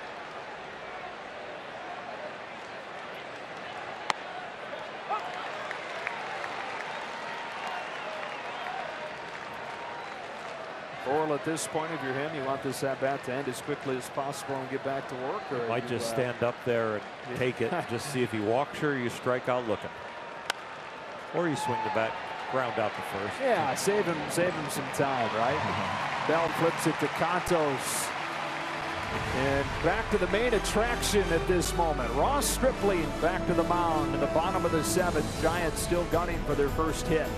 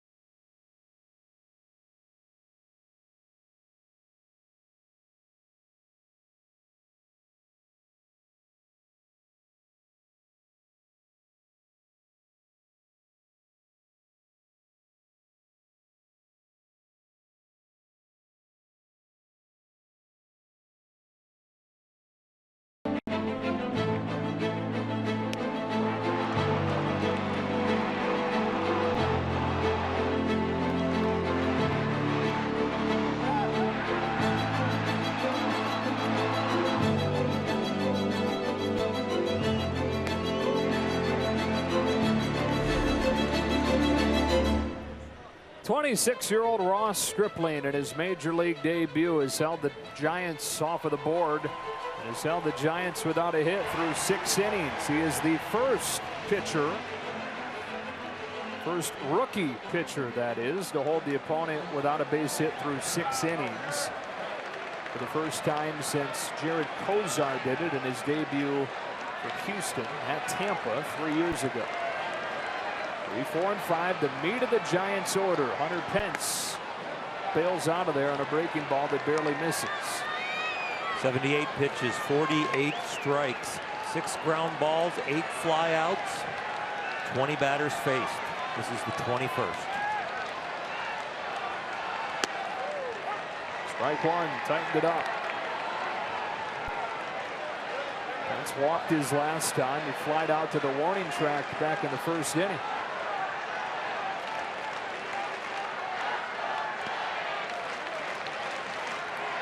Well, we started to talk about this earlier, but the pitch count now at 80 for a guy 2 years removed from Tommy John surgery. Dave Roberts yesterday, for the first time this season, had to make true decisions. Yeah, and he's potentially got a pretty big decision coming up before long here with Ross Stripling's pitch count. 3 balls and a strike on Hunter Pence. Just misses, ball 4. There's a lot of things the Dodger management would like to see happen. A lot of it has already happened with Ross Stripling pitching so well.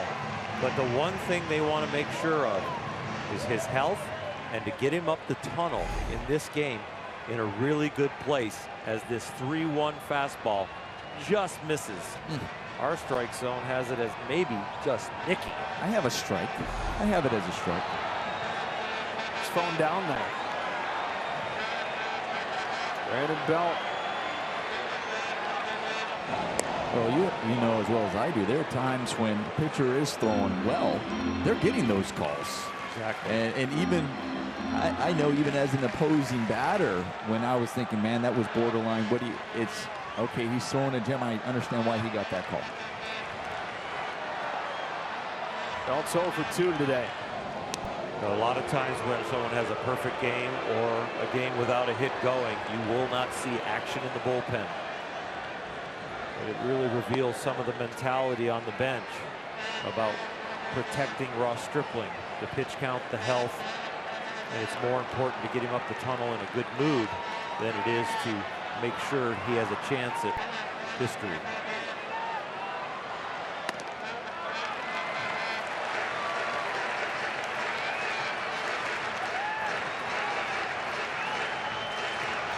A.J. Ellis up there to talk with him. There's no clock on this visit because there's no manager or pitching coach. A.J. Ellis turns 35 years old tomorrow. 37-year-old Chase Utley up there as well. The 21-year-old rookie Corey Seager up there to support Ross Stripling.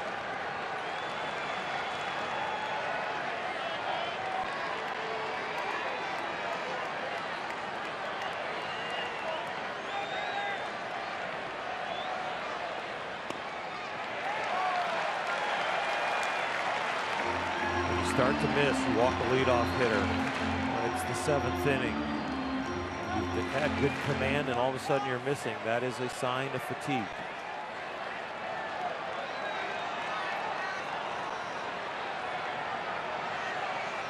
'85th pitch of the night to Brandon Belt. And that's 3 consecutive balls.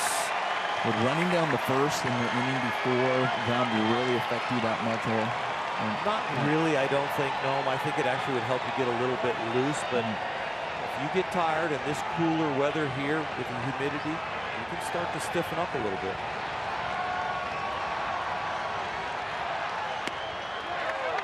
High strike, 3-1. You see, most of his misses have been up and up to the arm side. And that can show you at times either you're rushing, you're pulling off of your pitch, or you're not extending. You're not able to finish. Tying run at the plate for the Giants in the 7th. Strike two over the outside corner, and he's located the last two after appearing to lose some control. Buck Pence on a 3-1 fastball right on the edge. This time a 3-1. He gets the call. Well executed pitch. This could be huge right here. Throw a low strike, get a ground ball, double play. He'll give you a breath of fresh air. Bouncing ball. Turner's got it. There's one. There's two.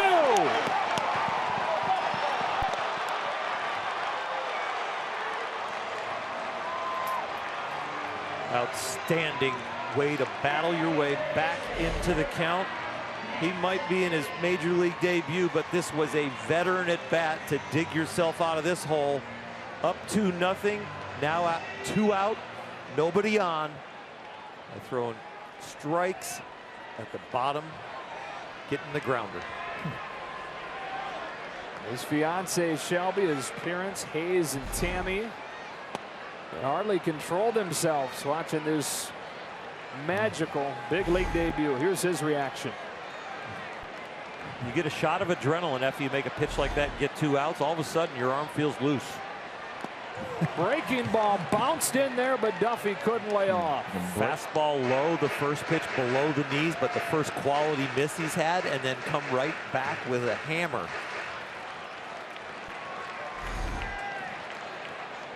There's a bottom fall to that one, no. Same pitch, jam shot to second from the outfield grass. Utley throws him out. He's through 7 innings. He's thrown 91 pitches, and the Giants still don't have a hit.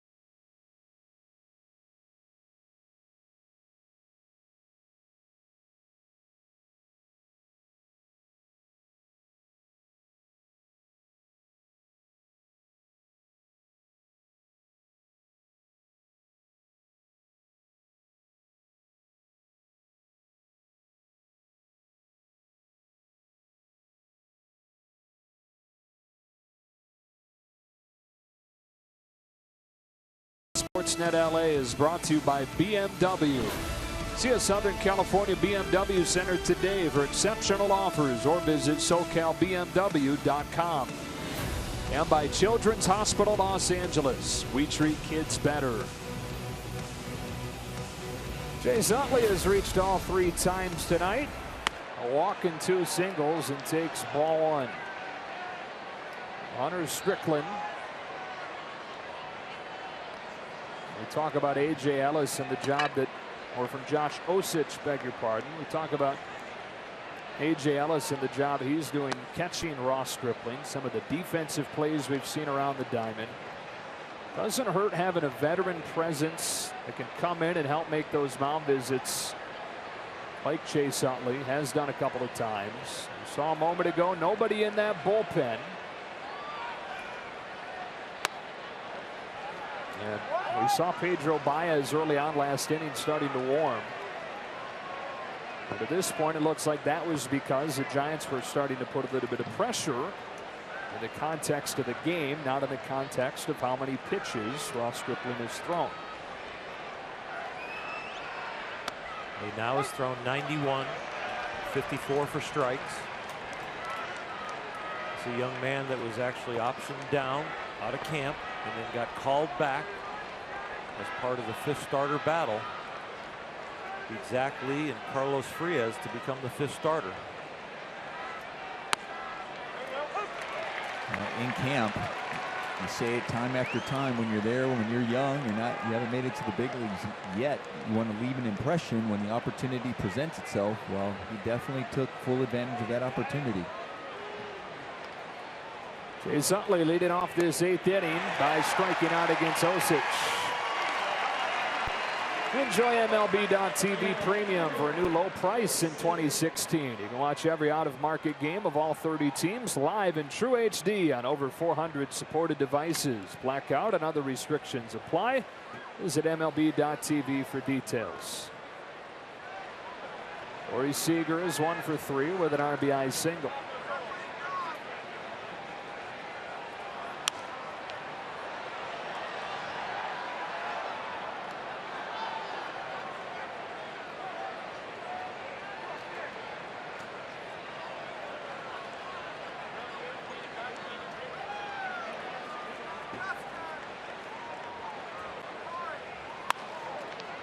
Hard hit right at Panic, knocks it down, recovers, 2 gone.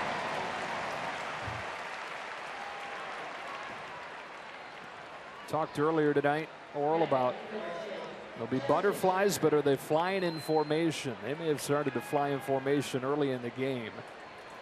But they might have disappeared middle of the game, but I think they've returned. Coming back, right.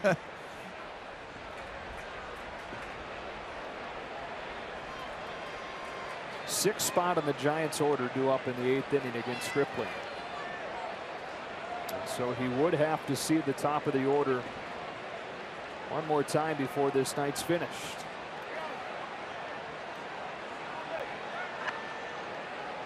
Justin Turner is 0 for 3.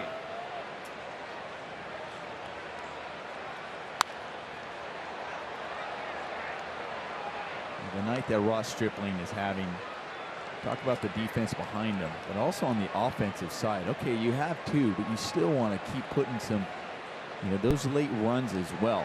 Just be huge. The Dodgers are capable of doing that.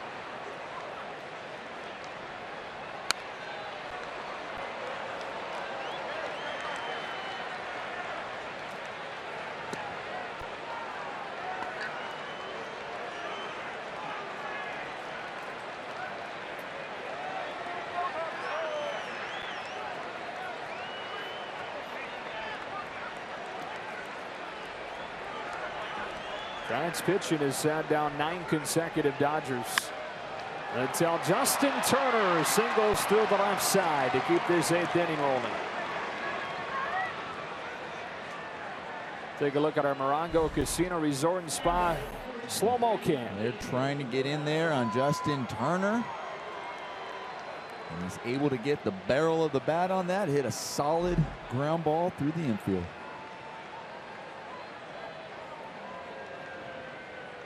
Brings up Gonzalez. With one swing could give the Dodgers some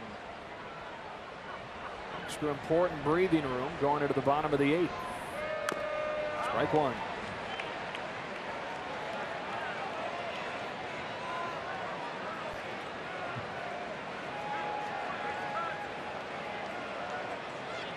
And that's what Adrian's, talk about what your thought process coming to the plate. Adrian's thinking about that at that moment, knowing, okay, I have a 2-0 lead. It's 2 outs. Early in the count, I'm going to try to see if I can get a pitch that I can handle and get my first home run of the year.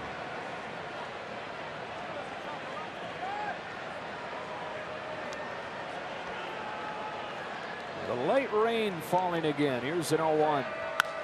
Slice to left center field. That's down for a base hit. Cut off by Pagan. First to third, Turner. Back-to-back 2-out singles for the Dodgers.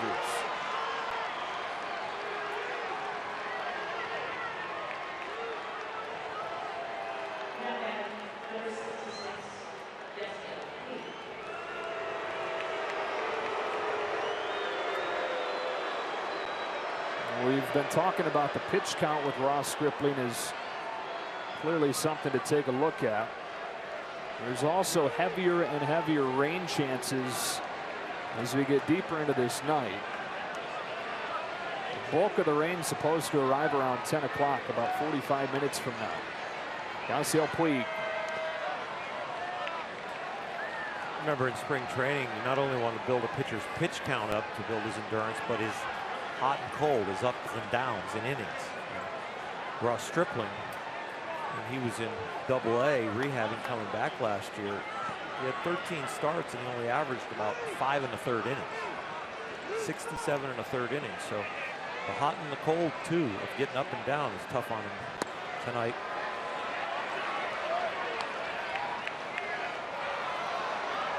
As rain starts to fall harder, does that spike curve become harder to control?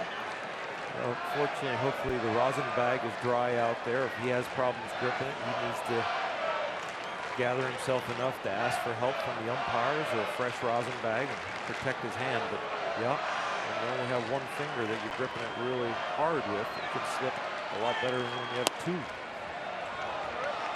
Easier to grip your four-seam fastball because you can use the seams.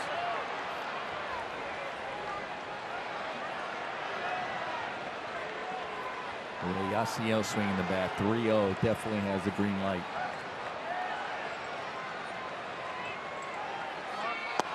Four-pitch walk.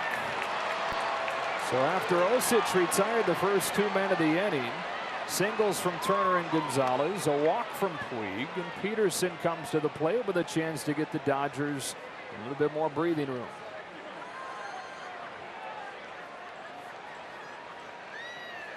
Dave Righetti's out there to talk with Osich. They send another reliever down into the bullpen, Corey Guerin. As the long wait continues, more time to think about what lies ahead for Ross Stripling. You know, it's interesting. The clock hasn't moved. The 30-second clock. Home field advantage. Clock operator. Didn't even start when he supposed to start when he steps out of the dugout. It is as steady as the rain has been tonight, sending some of the folks scattering from their seats up into the covered concourse areas. And it is supposed to rain pretty much nonstop from the time that this front arrives until late tomorrow morning, early tomorrow afternoon. Turner's at third, Gonzalez at second, Puig at first with two gone in the eighth. And Jock Peterson stands in.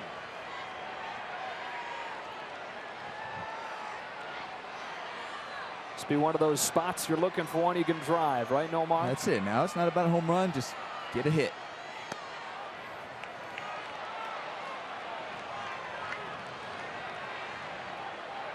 And this would be a huge hit. Well, there's a lot of breathing room out there for the Dodgers on the bases.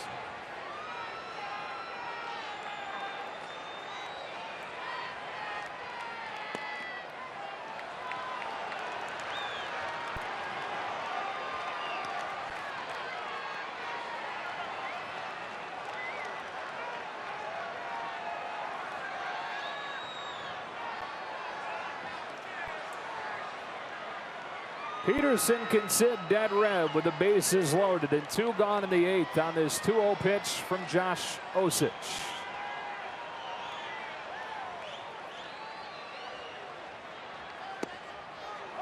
Low strike, 2-1. Well, if you can read lips, Dave Roberts saying that ball is down, and Jock Peterson thought it was down, and it definitely looked down. We have another look here, and we see that on pitch track. It looked down.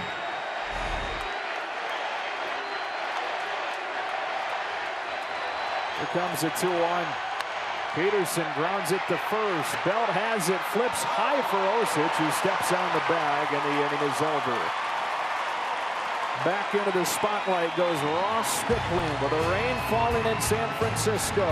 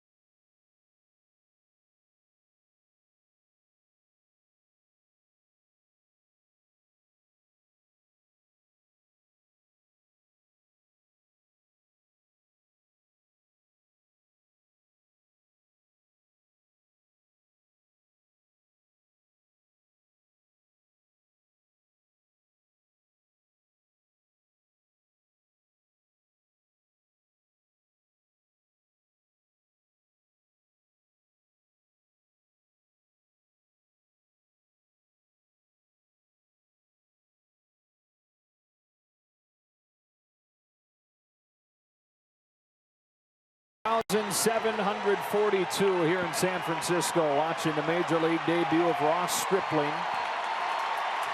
He takes the mound in the 8th inning, with the Giants having not recorded a hit. Chris Hatcher loosening for the Dodgers down in the bullpen. Stripling, 2 years removed from Tommy John surgery, readies for his 92nd pitch of the night to Crawford.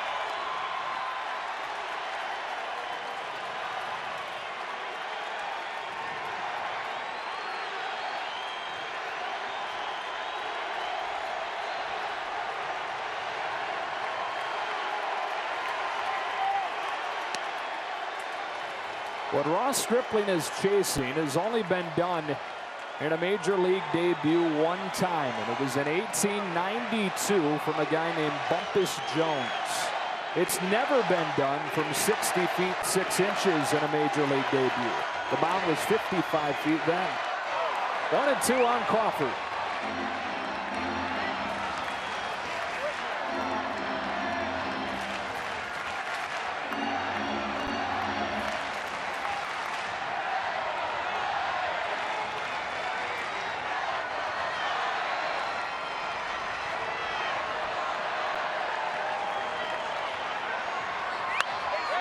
A loop at right center that Puig runs under for the first out of the 8th. He's 5 outs away. Before the game started, when Ross took the mound, his warm-ups, he was everywhere. He was erratic. You could tell the nerves were getting to him. He settled right in at the beginning of the game. The warm-ups before this inning, he was locked in. The ball was low. It was the correct side of the plate, and he was hitting A.J. Ellis's glove. Angel Pagan is 0 for 2. Fly out to left and a fly out to center.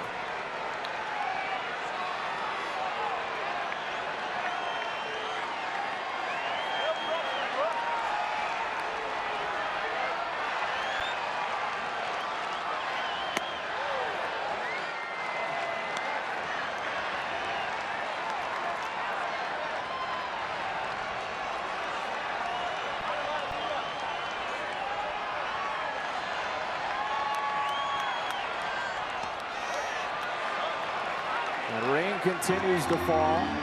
97 pitches into the outing for Ross Stripling.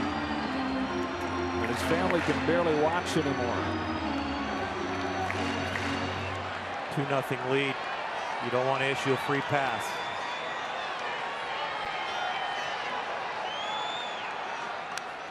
Two and one. Play the game to win. If something special happens, you take the W with it. 26 years old from Texas, and his Major League debut has held the Giants without a hit through 7 1/3. His 2-1 to Angel Pagan. Ball 3. He struck out 4. He's walked 3 tonight. 3-1 count. He walked Hunter Pence last inning, but then came back with a 3-1 fastball to belt to erase 2. See what he does on this 3-1. Just misses. That's ball 4. On the 100th pitch of the night.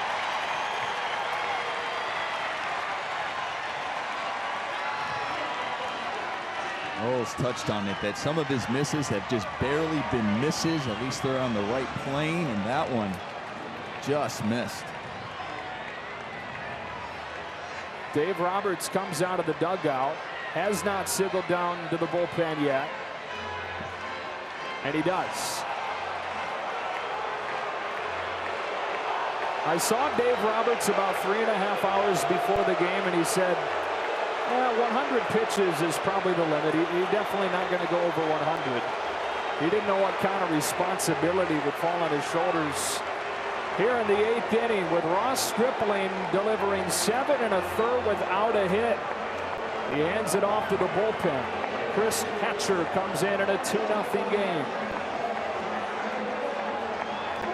What a debut for the 26-year-old Ross Stripling.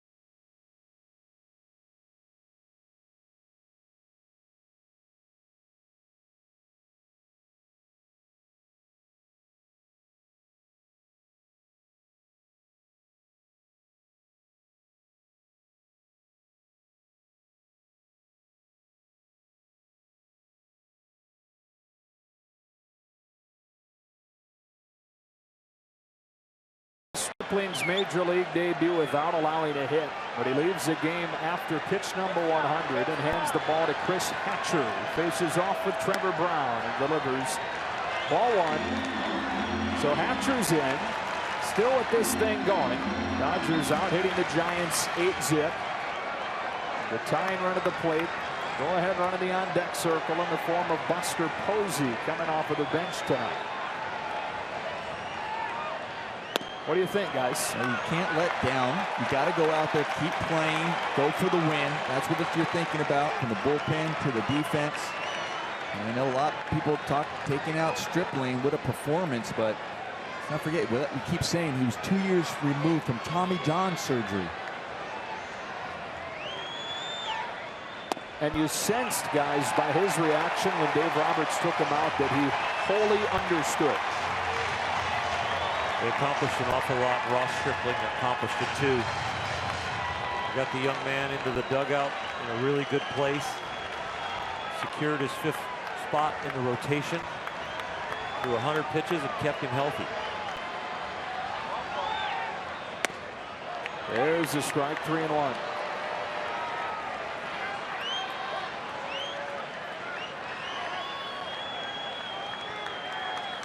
Dodgers in franchise history have never combined to hold a team without a hit. The common thread in this, A.J. Ellis. He sets outside on a 3-1 that's hammered in the air to left center field. We're tied at 2.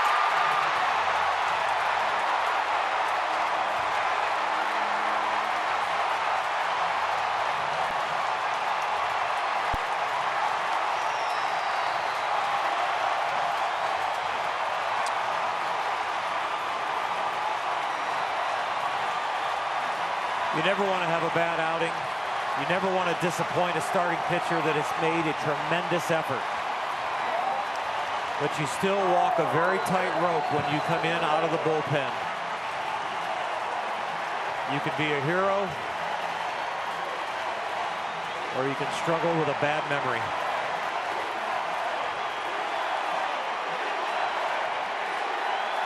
The first hit of the night for the Giants ties the game at 2 with 1 out in the 8th inning on Trevor Brown's first career home run.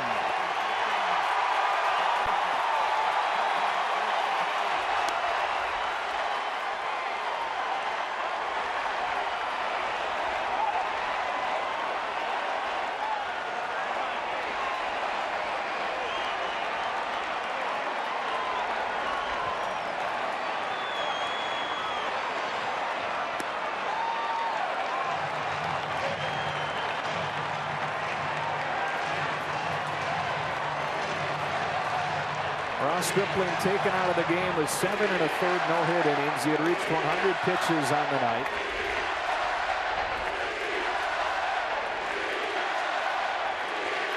Ultimately, his long-term health, his career, more important than this one individual night. But as the focus turns from what was at stake to this swing, it turns from a potential no-hitter into a tie game with the Dodgers trying to even this series up at 1 game apiece. I'm saying just before that, can't have it be a letdown. You got to go out there and still keep that focus, that fine focus. You got to pick up the tremendous performance by Ross Stripling. I know a lot of people are going to be questioning, how do you take him out? Why do you know, after that walk? But at the same time, you even touched on it, Earl. Even in the minors, after coming off Tommy John surgery, he hasn't gone longer than 5, or he hasn't gone longer than 6 innings. This is the longest he's gone since having Tommy John surgery.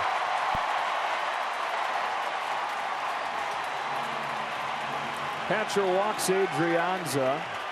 He comes on and faces Trevor Brown, who hits a 2-run homer. Now Adrianza with a pinch hit walk. Back to the top, Denard Span. The Giants have the go-ahead run on base against Dave Roberts' club now.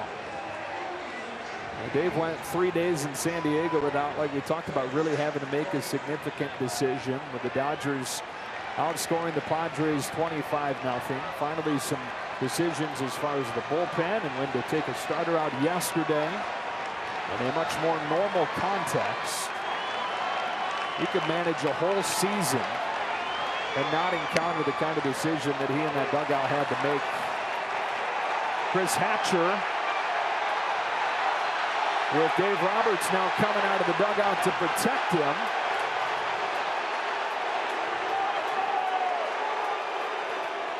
Jeff Kellogg, the crew chief, and Chris Hatcher sharing some words. A lot of motion right now. Chris Hatcher disappointed in giving up the Stripling gem, but also some pitches that were close that could have been called strikes. And Dave Roberts getting involved with the emotions and being booted from this game. But that is to protect his players and to keep his pitcher in the game. That's what a manager is supposed to do.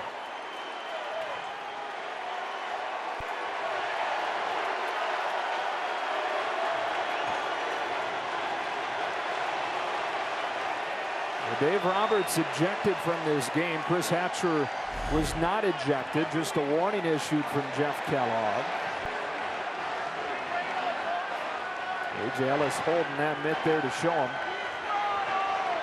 I'll tell you, I love how fast Dave Roberts got out there to try to save his pitcher and keep him in the ball game.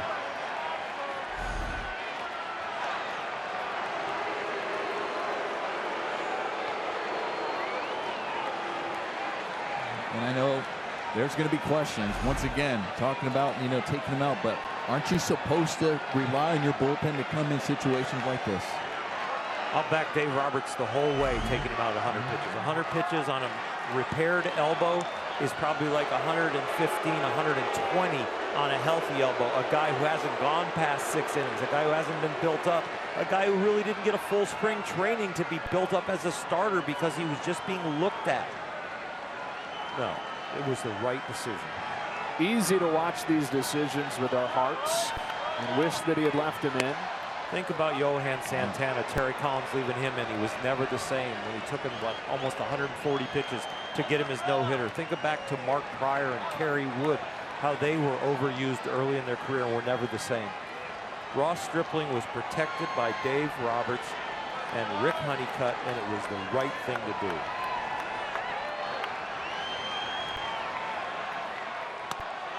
One and two on Span is and we understand, like you said, the emotions are involved.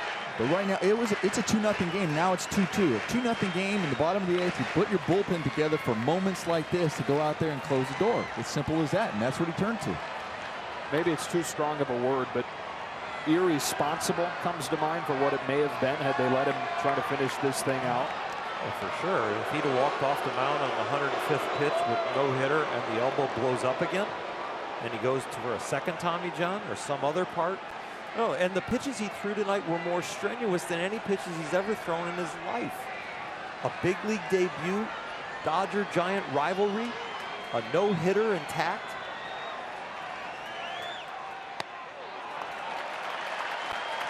I will argue that case to my grave that they did the right thing.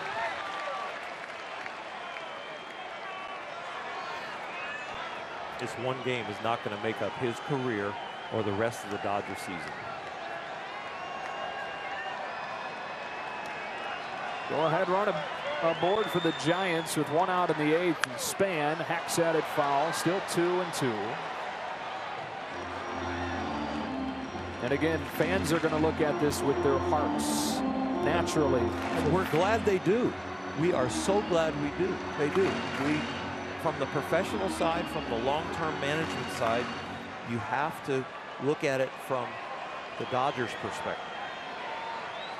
From how you build a roster, to how you assemble your team, to how you protect your team, and how you put them in a position to win as many games as possible, not just one game.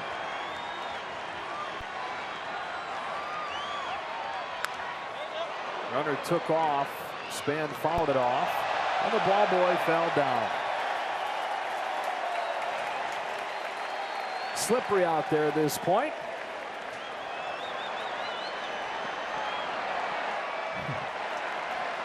These young men down the line there who are not very young are treasures here in this ballpark.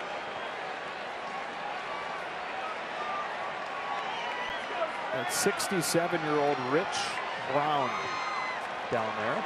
His brother is the other ball boy on the other side of the diamond. So he's going to go home and tell him, "You see my play?"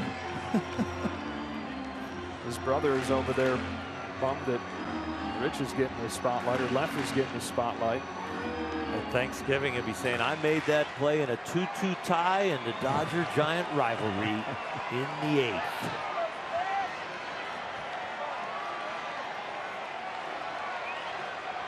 One of many really nice defensive plays tonight.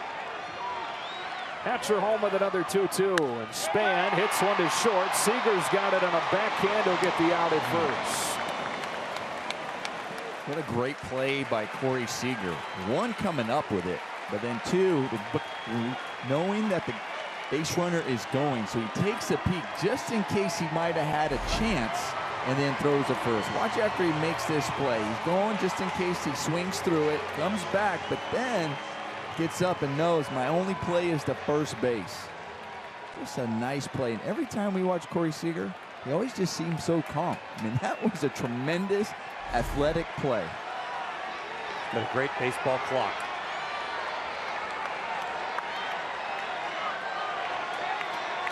Joe Panic with a go-ahead run in scoring position for a Giants team trying to come from behind on back-to-back days to begin this series.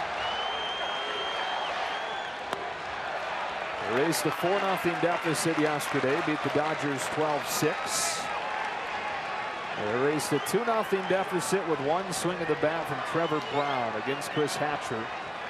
One batter after Ross Stripling was taken out of the game with a 7 1/3 no-hit innings.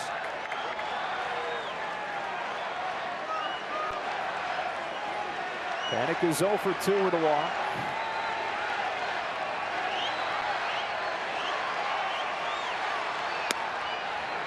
Two and off.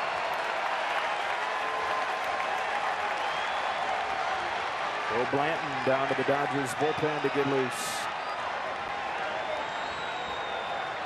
Chris Hatcher will tell you that it wasn't the home run pitch that hurt him. It did hurt when it went over, but what hurt him was falling behind 3-0. Giving the batter time to judge every speed and then having to come in with a strike.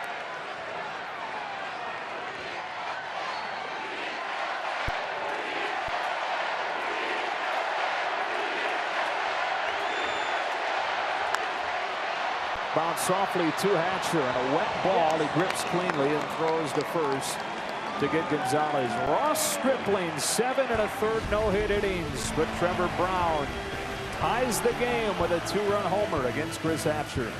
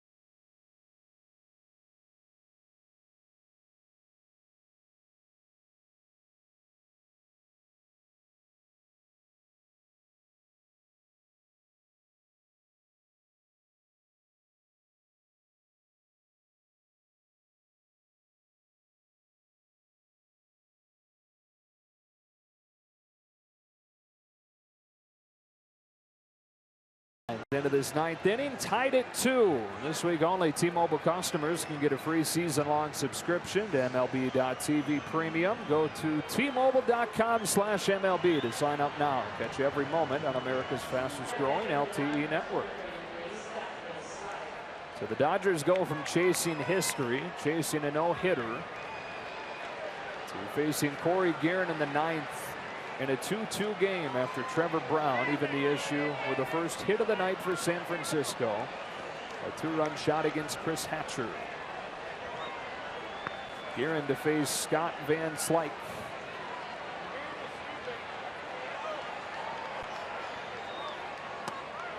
Strike one. We talked about this a little bit yesterday. No, Marty, the Dodgers scored the first 29 runs of the season. It's an MLB record for most unanswered runs to start the year, and then they give up one, then a couple more, and it's almost like it shocked the system. We talked about how do you respond to that. Another one of those little microcosms where I wonder how the Dodgers respond after the air is kind of taken out of the thing. The no-hitter lost, the lead lost on one swing. Well, that says a lot about a team, and early in this season we can see what this team's made of. Because now that all that is gone, you definitely felt it yesterday. Chris Hatcher pretty close to getting thrown out, pretty much trying to at this point. He likely won't pitch the 9th inning, so not much to lose. And Slyke in the air to center. Back on it goes Span. Still going to the wall and runs it down for the first out of the inning.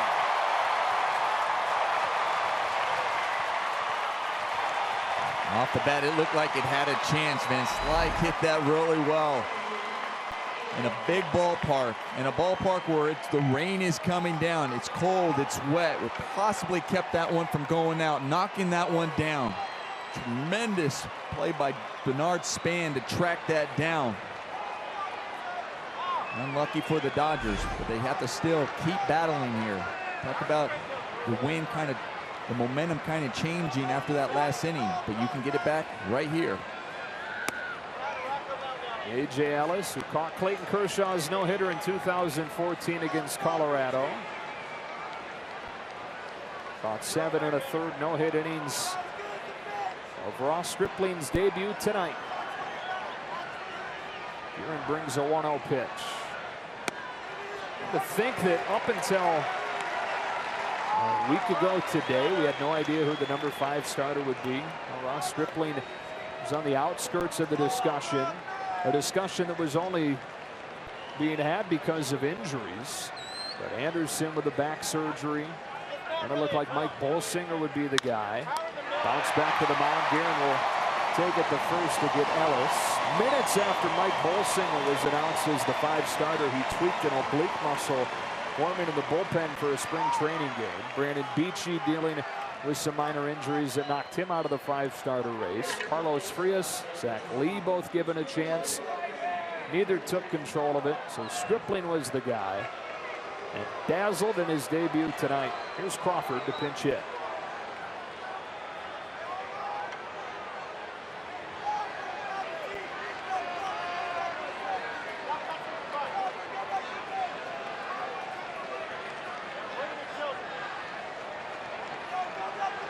So let's keep in mind the silver lining of the whole thing, which is maybe the Dodgers found something here, and Stripling back from his Tommy John surgery.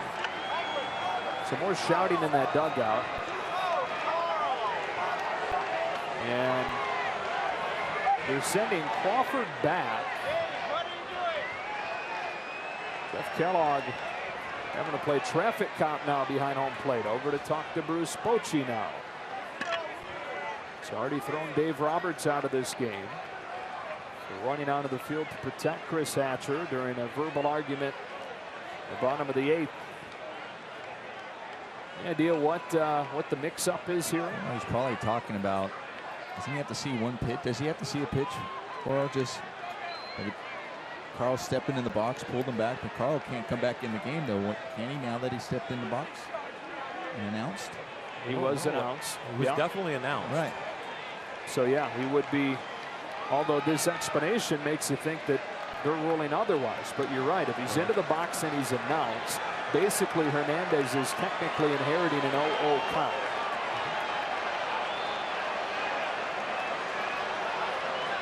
And this, guys, is where we need some kind of way to let fans in the stadium know what the ruling is. In the way that in football you've got referees mic'd up. They're going to know on the field, but we're not going to get any kind of explanation up here.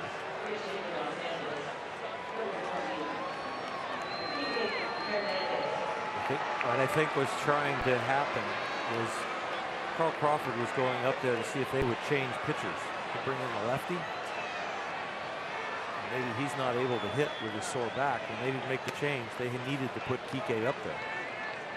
There's a lefty in the Giants' pen. And they were trying to deke him in to bring in the lefty and to get Kike really to hit.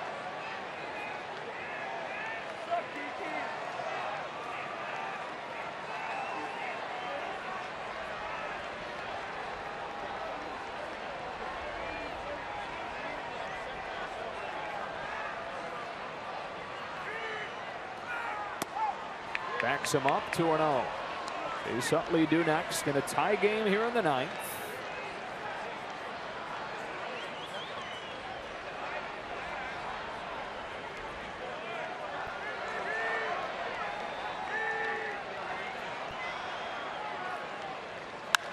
Hernandez hammers a fly ball in the air to center. Span back on this one, twisting to the track with room, and a second long fly out to center in this 9th inning for the Dodgers. Onto the bottom half, locked at 2.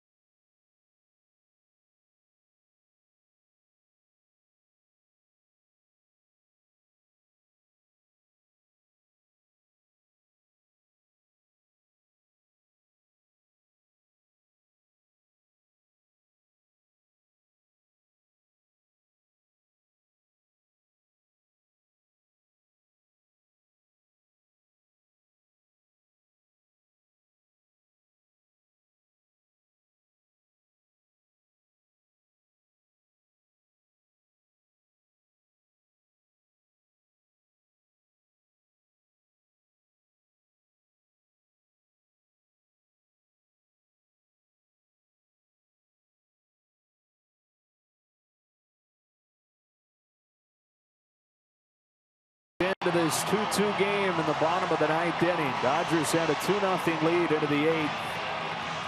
And Trevor Brown hit a 2-run shot against Chris Hatcher to tie it. Now Baez will try and get it into extras.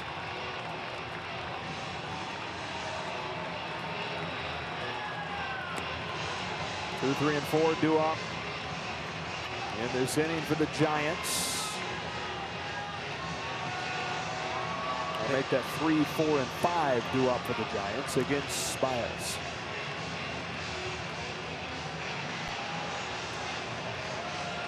This is where you get a shot to the gut. You know, Ross Stripling does an outstanding job. Bob Guerin now has to take over as manager with Dave Roberts being kicked out after questioning balls and strikes. But Pedro Baez pitched yesterday, 2/3 an inning, didn't do that well, gave up a couple hits. A run of his own, and J.P. Howell a few of his. The bullpen has really kind of been a little bit battered after starting the year out with 8 scoreless innings. And all of a sudden, they're kind of back on their heels a little bit.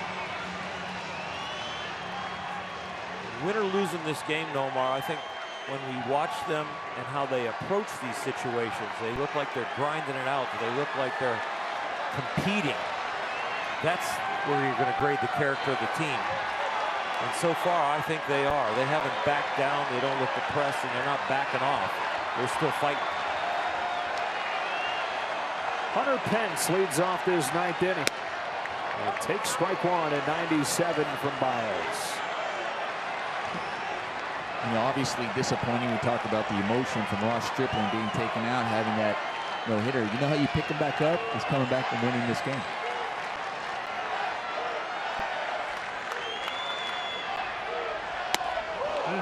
Pence tried to end it, 0-2. Yeah, if you come back and win the game here through the Dodgers, and you know, really what you have is a splendid debut from Ross Stripling, and over time you forget about the circumstances that surrounded Hatcher giving up the game-tying 2-run homer. As Pence goes down swinging. You pick up Ross Stripling, have the day end on a high note. You pick up Chris Hatcher, who gave up the home run, and you pick up your skipper, who will be under a slight microscope. But I don't think that should be on him very long at all. I think he's done an outstanding job.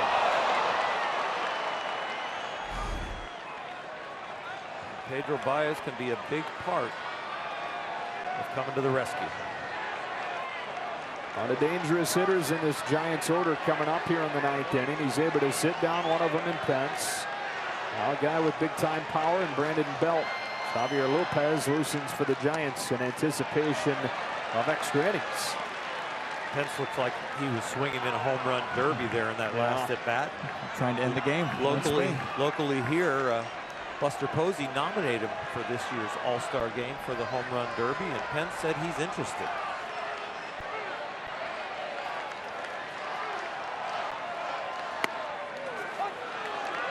Ball and a strike on Belt.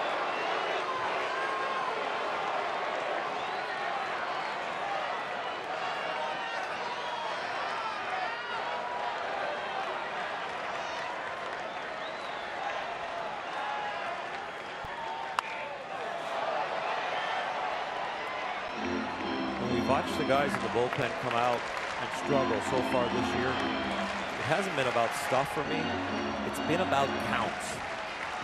2-1, 3-0, 3-1, having to come in. When our bullpen gets ahead in the count and keeps the count in their favor, they can be dominant.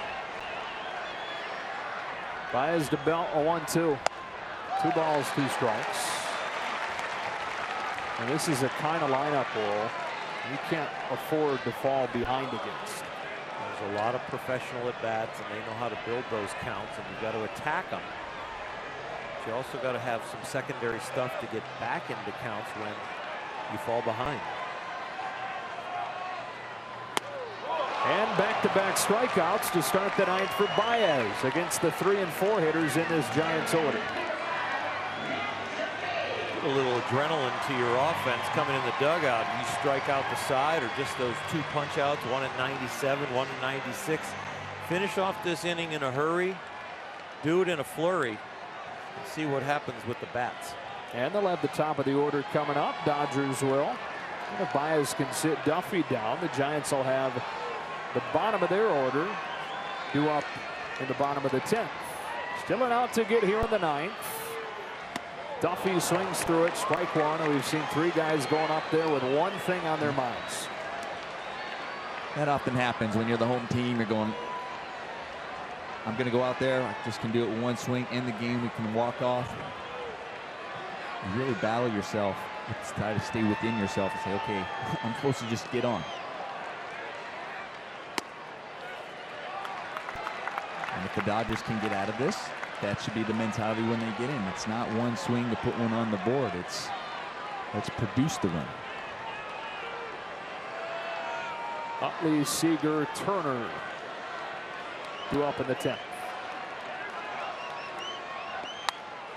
1-2.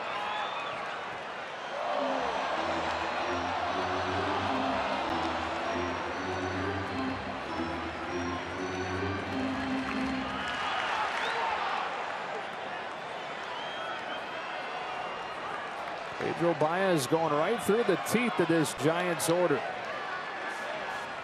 Struck out Pence with a fastball. Struck out Belt with a fastball. And a 1-2 to Matt Duffy.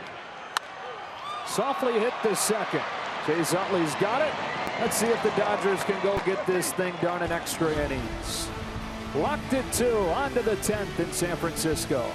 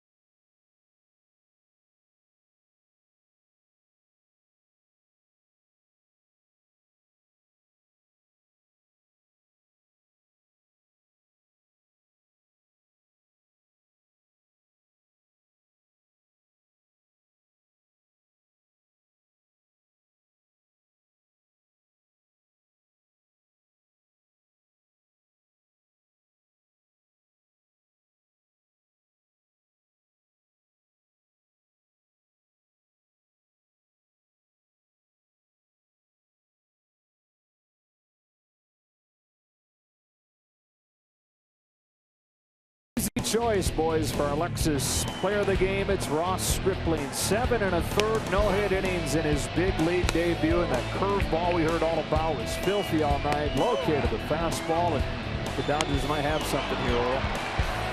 Yeah, we definitely have someone that can deal with the big stage. He's got a 4-pitch mix.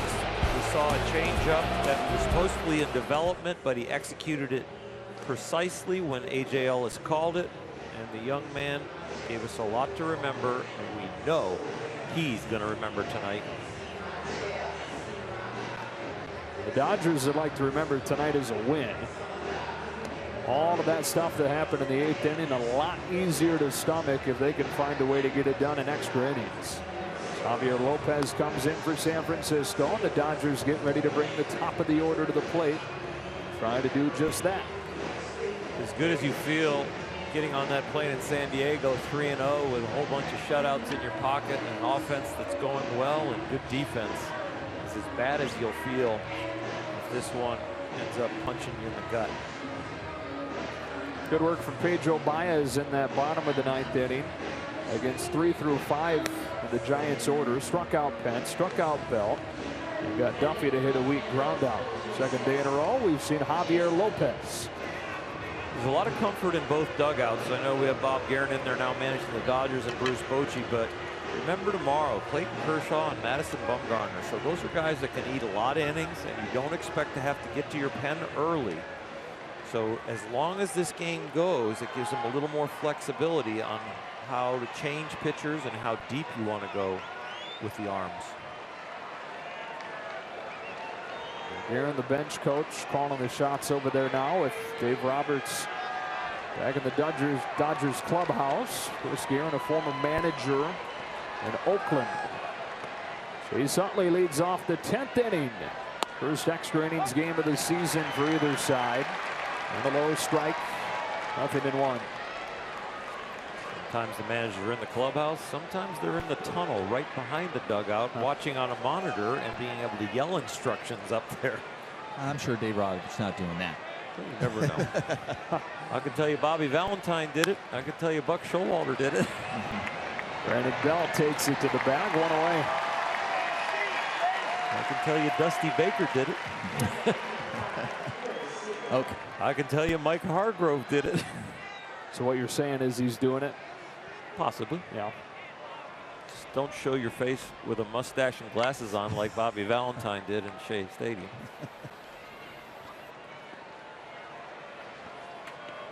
When the disguise becomes a dead giveaway. Here's Seager. We didn't have Groucho Marx on our roster. Dodgers got their 2 runs in the 5th inning tonight.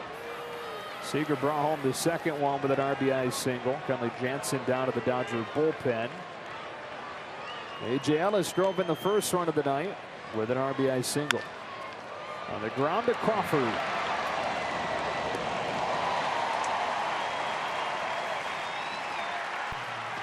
Javier Lopez doing his part, coming in and getting 2 quick outs.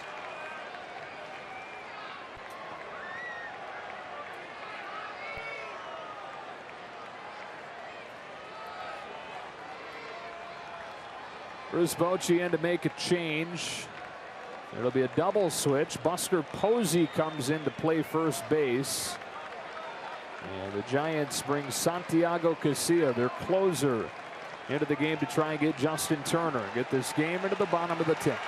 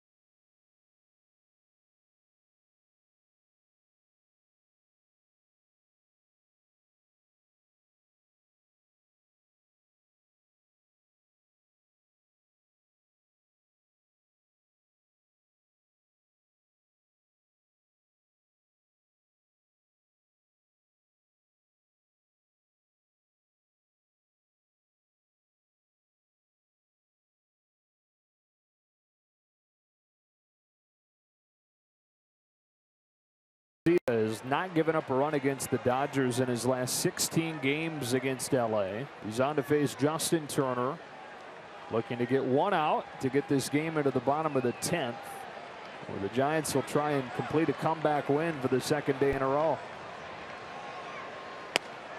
Strike 1 to Turner.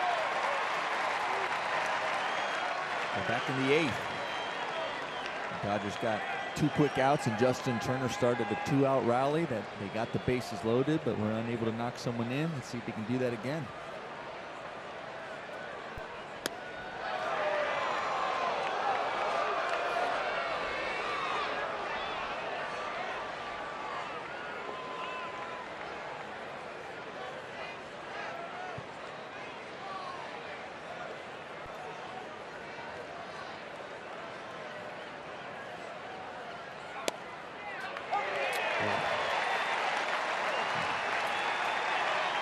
That's going to light up somebody in blue after the squeezing, or at least the thought of squeezing Chris Hatcher. Borderline on the corner.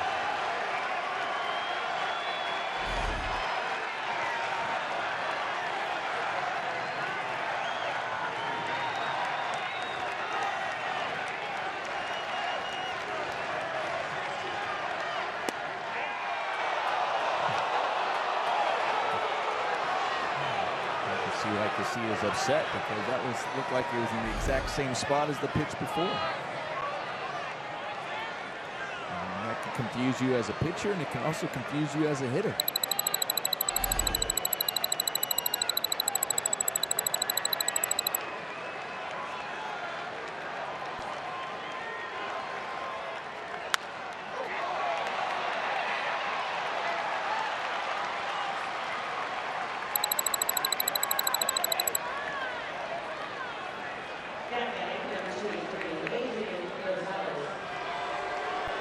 Justin Turner with a nice piece of hitting right there.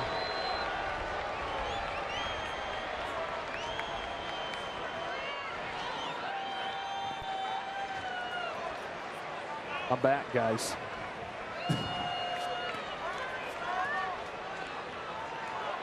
Oh, the moisture got into our headsets there a little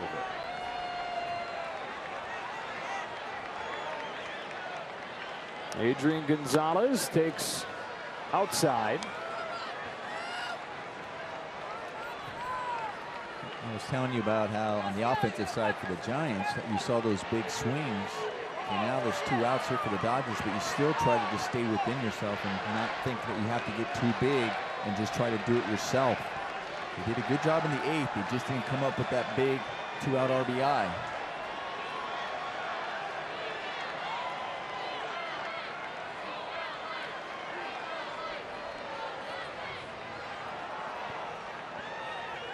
Justin Turner really not a stolen base threat, especially with a slow track out here with all the rain that's been falling.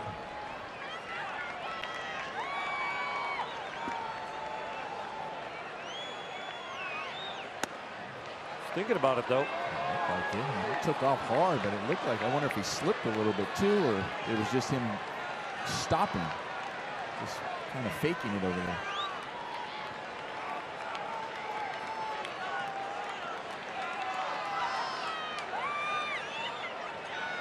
Go ahead run aboard for the Dodgers here in the 10th inning in a 2-2 game. Turner a good lead off of first and a 2-0. 2-1.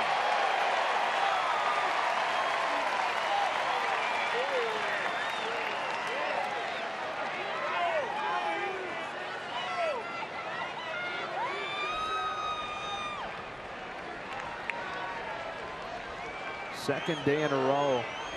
Huge swing and emotions. The momentum. Giants tied it with a 2-run shot from Trevor Brown in the 8th. After the Dodgers got their 2 runs in the 5th inning. One day after the Dodgers saw a 4-0 lead turn into a 12-6 defeat in the series opener.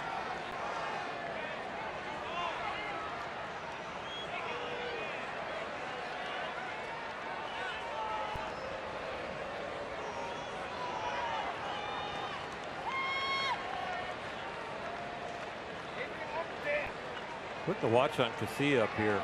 Man, he is not real quick to the plate, and I think that's why Justin Turner's getting out there and thinking about running. He's above 135, which is definitely a chance to have a green light. It's 3-1 now. A shorter leg kick right there. Casilla just trying to be quick to the plate.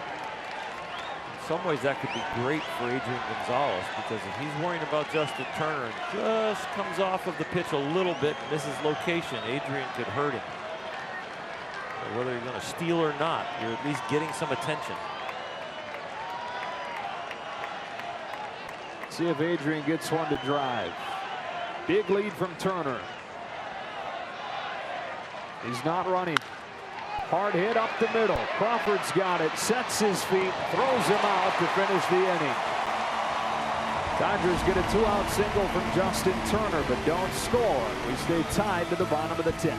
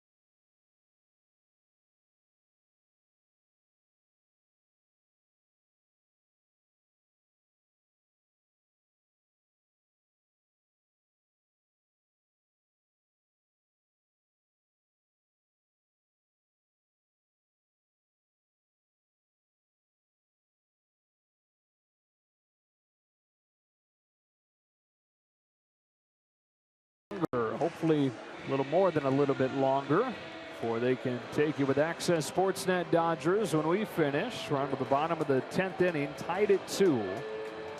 Despite the Dodgers out hitting the Giants 9-1. Joe Blanton on to try and extend this game. Joe Blanton, a piece for the Dodger bullpen to give them length. Resurrected his career with a few mechanical changes and then an addition of a slider, throwing it a lot more often. Charlie Culberson over there with the third base bag now.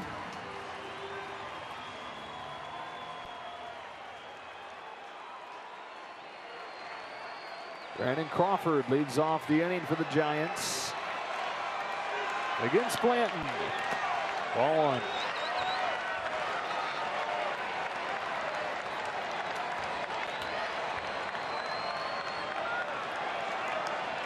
Got honored tonight before the game for his Silver Slugger and his Gold Glove that he won last year. It's a high fly ball to left field. Back on it goes Van Slyke. A gut punch to the Dodgers tonight.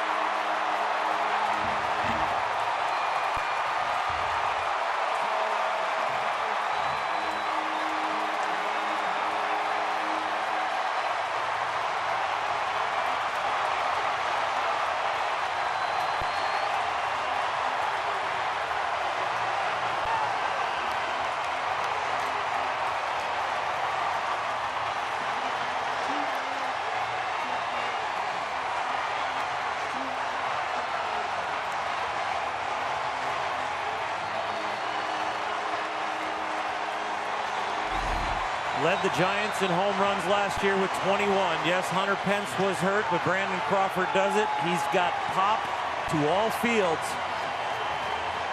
And this one hurts the Dodgers in the biggest way. But I know one guy is going to take it personal. And that's the leader of the Dodger staff, Clayton Kershaw. Tonight when he goes to bed and tomorrow when he gets up, he's going to try and redeem the team.